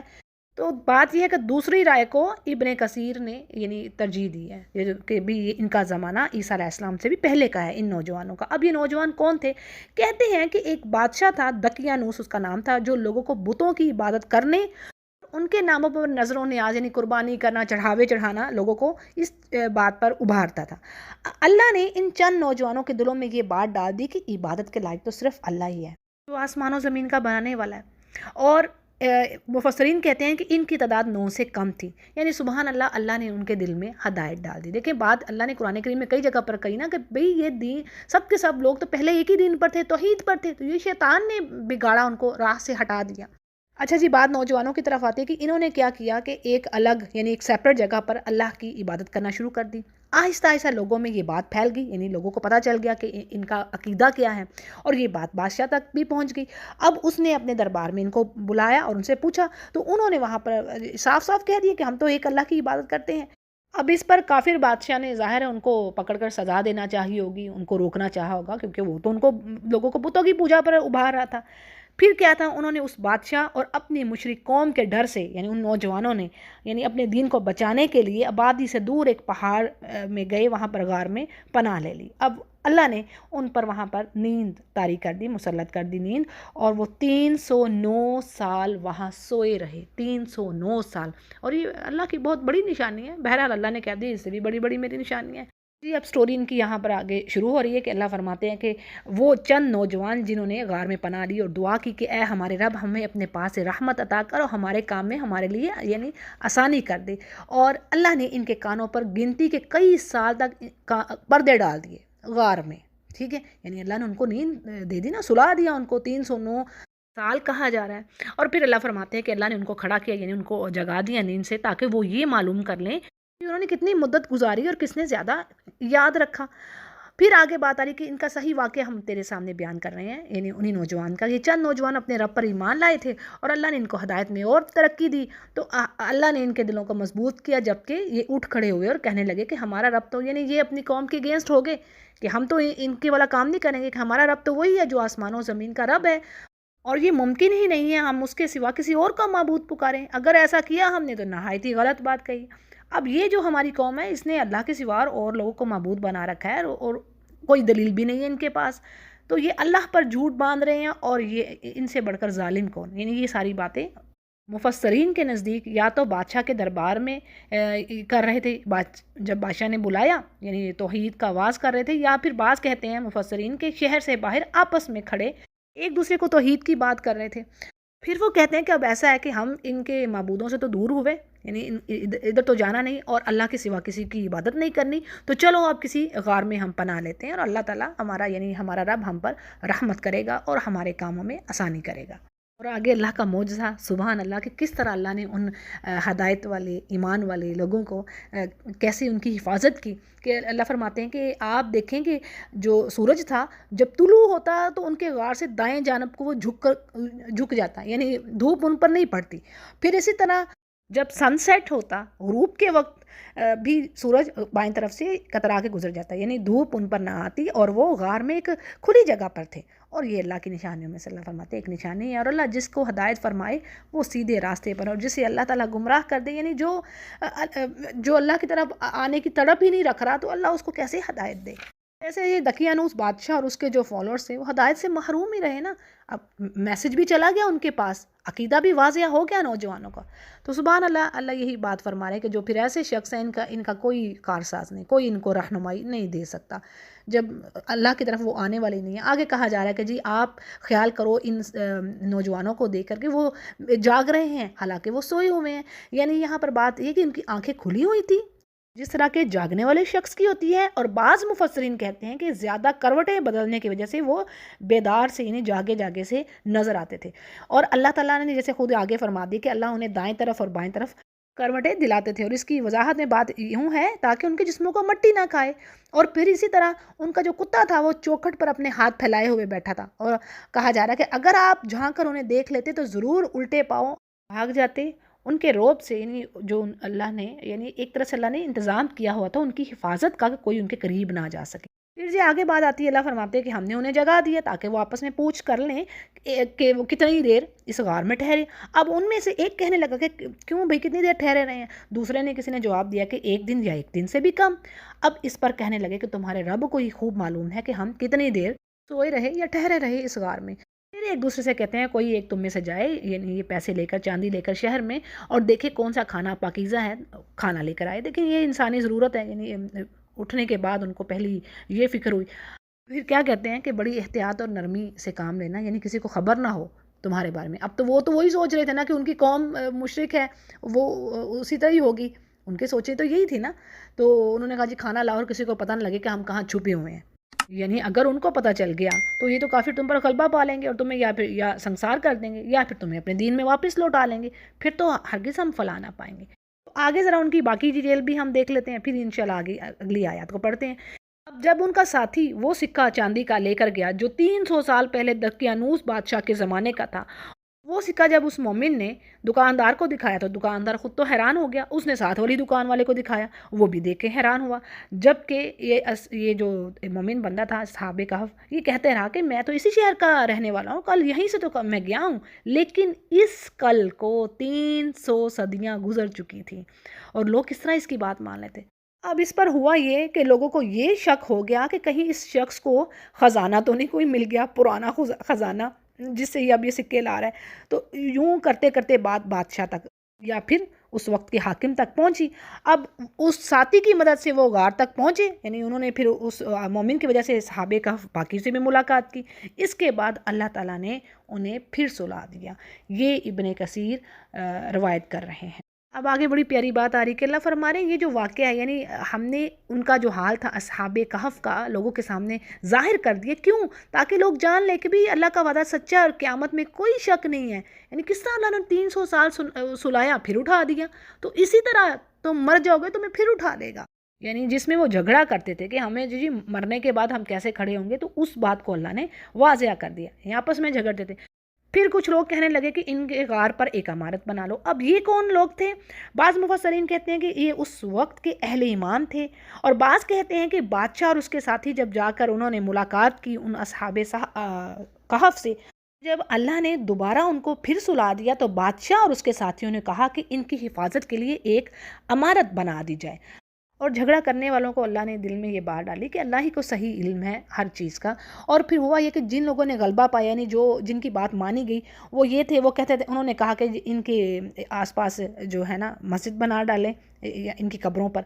तो यहाँ पर जो बात आ रही है, मुफस्सरीन कहते हैं कि सालिहीन की कब्रों पर मस्जिदें तामीर करना अल्लाह को पसंद नहीं, तो ये हो सकता है ये अहले कुफ्र ही थे। इमाम इब्ने कसीर इस बात को लेते हैं क्योंकि सही मुस्लिम की हदीस है कि आप सल्लल्लाहु अलैहि वसल्लम ने फरमाया कि अल्लाह ताला यहूद व नसारा पर लानत फरमाए जिन्होंने अपने पैगंबरों की कब्रों को मस्जिदें बना लिया। इसी तरह एक और रवायत है सही मुस्लिम ही की कि आप सल्लल्लाहु अलैहि वसल्लम ने फरमाया पिछली उम्मतों ने अपने नबियों और नेक लोगों की कब्रों को सजदा गाहें बना लिया, तो ख़बरदार तुम कब्रों को सजदा गाहें ना बनाना, मैं तुम्हें इससे रोकता हूँ। तो सुभान अल्लाह, ये सारी टीचिंग हमें मिलती है। फिर भी आज हमारा क्या हाल है। अल्लाह ताला हम पर रहम करे, करम करे।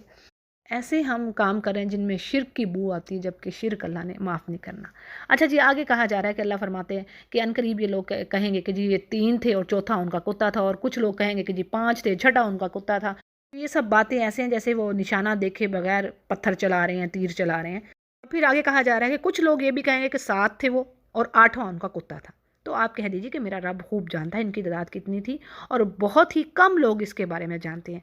तो बाज़ सहाबा से रवायत है कि वो कहते थे कि हम, यानी मैं भी इन कम लोगों में से हूँ जो ये जानते हैं कि असहाबे कहफ की तादाद कितनी थी, और वो सिर्फ 7 थे, जैसे कि तीसरे कौल में बात आ रही है। इब्ने कसीर इस बात को रवायत कर रहे हैं। और आगे अल्लाह फरमा रहे हैं पास आप इनके मुकदमे में सिर्फ यानी सरसरी सी गुफ्तगू कीजिए, यानी जितनी बातें आपको बताई गई उतने पर ही इत्तफा कीजिए, और इनमें से किसी से इनके बारे में कुछ भी पूछ गिछ ना करें, यानी बहस करने वालों में से आप ना हो। और हरगिज़ किसी काम पर यूँ ना कहिएगा कि मैं इसे कल करूँगा, मगर ये कि आपने साथ इंशाल्लाह कह लेना है। मतलब ये कि इंशाल्लाह कहे बगैर किसी भी काम के बारे में ये नहीं हमें कहना कि हाँ मैं कल करूँगा, ठीक है। इंशाल्लाह लाजमी कही। ये अल्लाह ने ताकीद कर दी, हुक्म कर दिया, नबी के लिए नहीं सब के लिए, पूरी उम्मा के लिए। फिर आगे कहा जा रहा है और जब अगर आप भूल जाते हैं, यानी इंशाअल्लाह कहना भूल गए तो कोई बात नहीं, जब याद आ गई बात उसको कह दिया। अब इस आयत के पीछे भी एक बैकग्राउंड है, यानी ये जो इंशाअल्लाह कहने की बात आ रही है। मुफस्सरीन कहते हैं कि यहूदियों ने आप सल्लल्लाहु अलैहि वसल्लम से 3 बातें पूछी कि रूह की हकीकत क्या है, नंबर 1, नंबर 2 असहाबे कहफ के बारे में पूछा, नंबर 3 जुल्करनैन के बारे में पूछा। यानी 3 सवालात किए यहूदियों ने आपसे। इस पर नबी करीम सल्लल्लाहु अलैहि वसल्लम ने फरमाया कि मैं तुम्हें कल जवाब दूंगा। लेकिन इसके बाद क्या हुआ कि 15 दिन तक जिब्रील वही लेकर ही नहीं आए,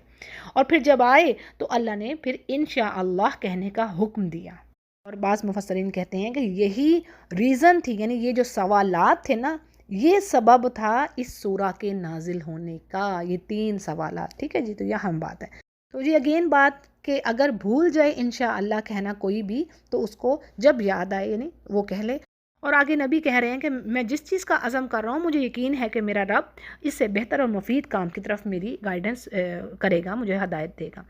اور اب ان لوگوں کی بات آ رہی ہے، یعنی ان اصحاب کہف کی، کہ وہ کتنا عرصہ اس غار میں رہے. تو یہاں پر بتایا جا رہا ہے وہ 300 سال تک رہے اور 9 سال، یعنی 300 سال اور 9 سال انہوں نے گزارے. اور اے نبی آپ ان سے کہہ دیں کہ اللہ ہی کو خوب معلوم ہے ان کے ٹھہرنے کی مدت کا علم، اور آسمان و زمین کا غائب تو صرف اسی کو حاصل ہے، وہی عالم الغیب ہے، اور وہ کیا ہی اچھا دیکھنے والا اور سننے والا ہے، اور اس کے سوا کوئی مددگار نہیں ہے. اور اللہ تعالیٰ اپنے حکم میں کسی کو شریک نہیں کرتا. اور اے نبی آپ کی طرف جو اللہ کی کتاب سے وحی کی جا رہی ہے اسے آپ پڑھتے رہیے، اور اس باتوں کو بدلنے والا کوئی نہیں. اور اگر اس کے بیان کرنے میں، یعنی جو کتاب اللہ نازل کر رہے ہیں، جو اللہ نے کہہ دی ہے، اس کے بیان کرنے میں یا اس کے کلمات میں تبدیلی کرنے کی کوشش کی تو اللہ سے آپ کو بچانے والا کوئی نہیں. یہ بات اچھی طرح سمجھ لیجئے کہ یہ محمد صلی اللہ علیہ وسلم سے تو کہا جا رہا ہے، لیکن ساری امہ کو میسج دیا جا رہا ہے. ٹھیک ہے، آپ تو نبی تھے، آپ تو خیر البشر اور سید الانبیاء، تو ان کے تھرو ساری امہ کو میسج پہنچا دیا اللہ نے. ٹھیک ہے، کہ اس کے بیان کرنے میں بالکل بھی پیچھے نہیں ہٹنا، گریز نہیں کرنا. اور کوئی جو ایسا کر رہا ہے یا اس میں چینجز کر رہا ہے تو وہ اللہ یعنی کوئی جائے پناہ نہیں پائے گا. اچھا جی، اگلی آیت میں اگین ایک داعی قرآن کے لیے میسج بڑا زبردست. وہ کیا؟ یعنی اللہ فرماتے ہیں نبی کو کہ آپ اپنے آپ کو ان لوگوں کے ساتھ رکھیے جو اپنے رب کو صبح شام پکارتے ہیں اور اسی کے چہرے کا ارادہ رکھتے ہیں، یعنی اس کی رضا کے لیے، اس کے پلیئر کے لیے وہ کام کر رہے ہیں. اور آپ کی نگاہیں ان سے نہ ہٹنے پائیں کہ ان سے ہٹ کر دنیا کی زندگی کے جو ٹھاٹ باٹ جن کے پاس اللہ نے دنیا کی رونقیں دی ہیں، مال و دولت دی ہے، شان و شوکت دی ہے، ان کی طرف نہ آپ کی نگاہیں جائیں. دیکھیں سورہ عباسہ میں بھی ہمیں اسی طرح کا میسج ملتا ہے نا. سورہ عباسہ یاد کیجئے جس میں نابینا صحابی آئے تھے، ابن مکتوم. ٹھیک ہے نا، تو اس وقت بھی کیا آپ کر رہے تھے صلی اللہ علیہ وسلم؟ حالانکہ آپ تو دین کے لیے کام کر رہے تھے، لیکن وہ لیڈرز آئے بیٹھے تھے قریش کے، تو آپ چاہتے تھے کہ ان کو ذرا سمجھا لوں، یہ دین کی بات سن لیں، شاید کہ ان کو عقل آ جائے. تو ان کی وجہ سے پھر کتنے لوگوں نے مسلمان ہو جانا تھا، قبیلے ہی مسلمان ہو جاتے تھے نا. تو لیکن اللہ نے کیسی خوبصورت بات فرما دی کہ نہیں، آپ کو کیا پتا ہو سکتا ہے اس نے باقی حاصل کرنی تھی. اللہ کو مال و دولت سے کیا ہے؟ یعنی اللہ نے کہہ نہیں دیا میں تمہارے مالوں کو نہیں دیکھتا، تمہارے جسموں کو نہیں دیکھتا، میں تمہارے دلوں کو دیکھتا ہوں، مجھے تو دل چاہیے. تھے وہ بلائنڈ، لیکن کتنا تقویٰ تھا ان کے دل میں. اور پھر کیسی بات آتی ہے کہ نبی کریم صلی اللہ علیہ وسلم نے جب بھی پھر مدینے سے باہر آپ جاتے تھے، آپ ان کو اپنی جگہ پر گورنر بنا کے جاتے تھے. کتنی عزت، کتنا کریم ہے ہمارا رب. ہم ہی گناہوں میں پڑے ہوئے ہیں، اپنے رب کی پہچان نہیں رکھتے. اچھا جی، آگے اللہ فرماتے ہیں کہ آپ کسی ایسے کا بھی کہنا نہ مانیے گا جس کے دل کو ہم نے اپنے ذکر سے غافل کر دیا، یعنی جو اللہ کا ذکر کر ہی نہیں رہا، غافل انسان ہے اور جو اپنی خواہشات کے پیچھے پڑا ہوا ہے اور جس کا کام حد سے یعنی بے حد نافرمان ہے. پھر کہا جا رہا ہے کہ اے نبی ان سے کہہ دیجئے کہ یہ حق بات ہے، یہ سچی بات ہے، بہترین بات، اس سے بڑھ کر کوئی ہے ہی نہیں چیز تمہارے رب کی طرف سے. یہ میں مزید اس پہ وضاحت کر رہی ہوں، وَقُلِ الْحَقُّ مِن رَبِّكُمْ. ٹھیک ہے، یہ آیت ہے. اور پس جو پھر ایمان لاتا ہے، اللہ فرما رہے ہیں ٹھیک ہے، وہ ایمان لائے اس پر، اور جو کفر کر رہا ہے تو بے شک ہم نے پھر ظالموں کے لیے آگ تیار کر رکھی ہے اور اس کی قناتیں انہیں گھیر لیں گی. اور اگر وہ فریاد کریں گے تو ان کی فریاد وہاں پر نہ سنی جائے گی. اور کیا ان کو دیا جائے گا؟ یعنی پانی مانگے گے تو پانی کی جگہ تیل کی تلچھٹ ان کو دی جائے گی جو چہرے کو بھون کے رکھ دے گی. اور بڑا ہی برا ہے وہ پانی اور بڑی ہی بری آرامگاہ ہے، یعنی دوزخ. اور اس کے برعکس وہ لوگ جو ایمان لائے اور نیک عمل کیے انہوں نے، ہم ایسے نیک عمل کرنے والوں کا ثواب ہرگز ضائع نہیں کریں گے. سبحان اللہ. اللہ تعالیٰ ہمیں جنت الفردوس کے اعلیٰ ترین درجوں والوں میں سے کرے، آمین یا رب. تو ایسے ایمان والوں کے لیے ہمیشہ رہنے والے جنتیں ہوں گے، ان کے نیچے سے نہریں جاری ہوں گی، وہاں پر یہ سونے کے کنگن پہنائے جائیں گے انہیں، اور سبز رنگ کے نرم اور باریک اور موٹے ریشم کے لباس پہنیں گے، اور وہاں تختوں پر تھرونز پر بیٹھے ہوں گے تکیے لگائے ہوئے. اور کیا خوب بدلہ ہے اور کیسی عمدہ آرام گاہ ہے. سبحان اللہ ان مومنوں کے لیے.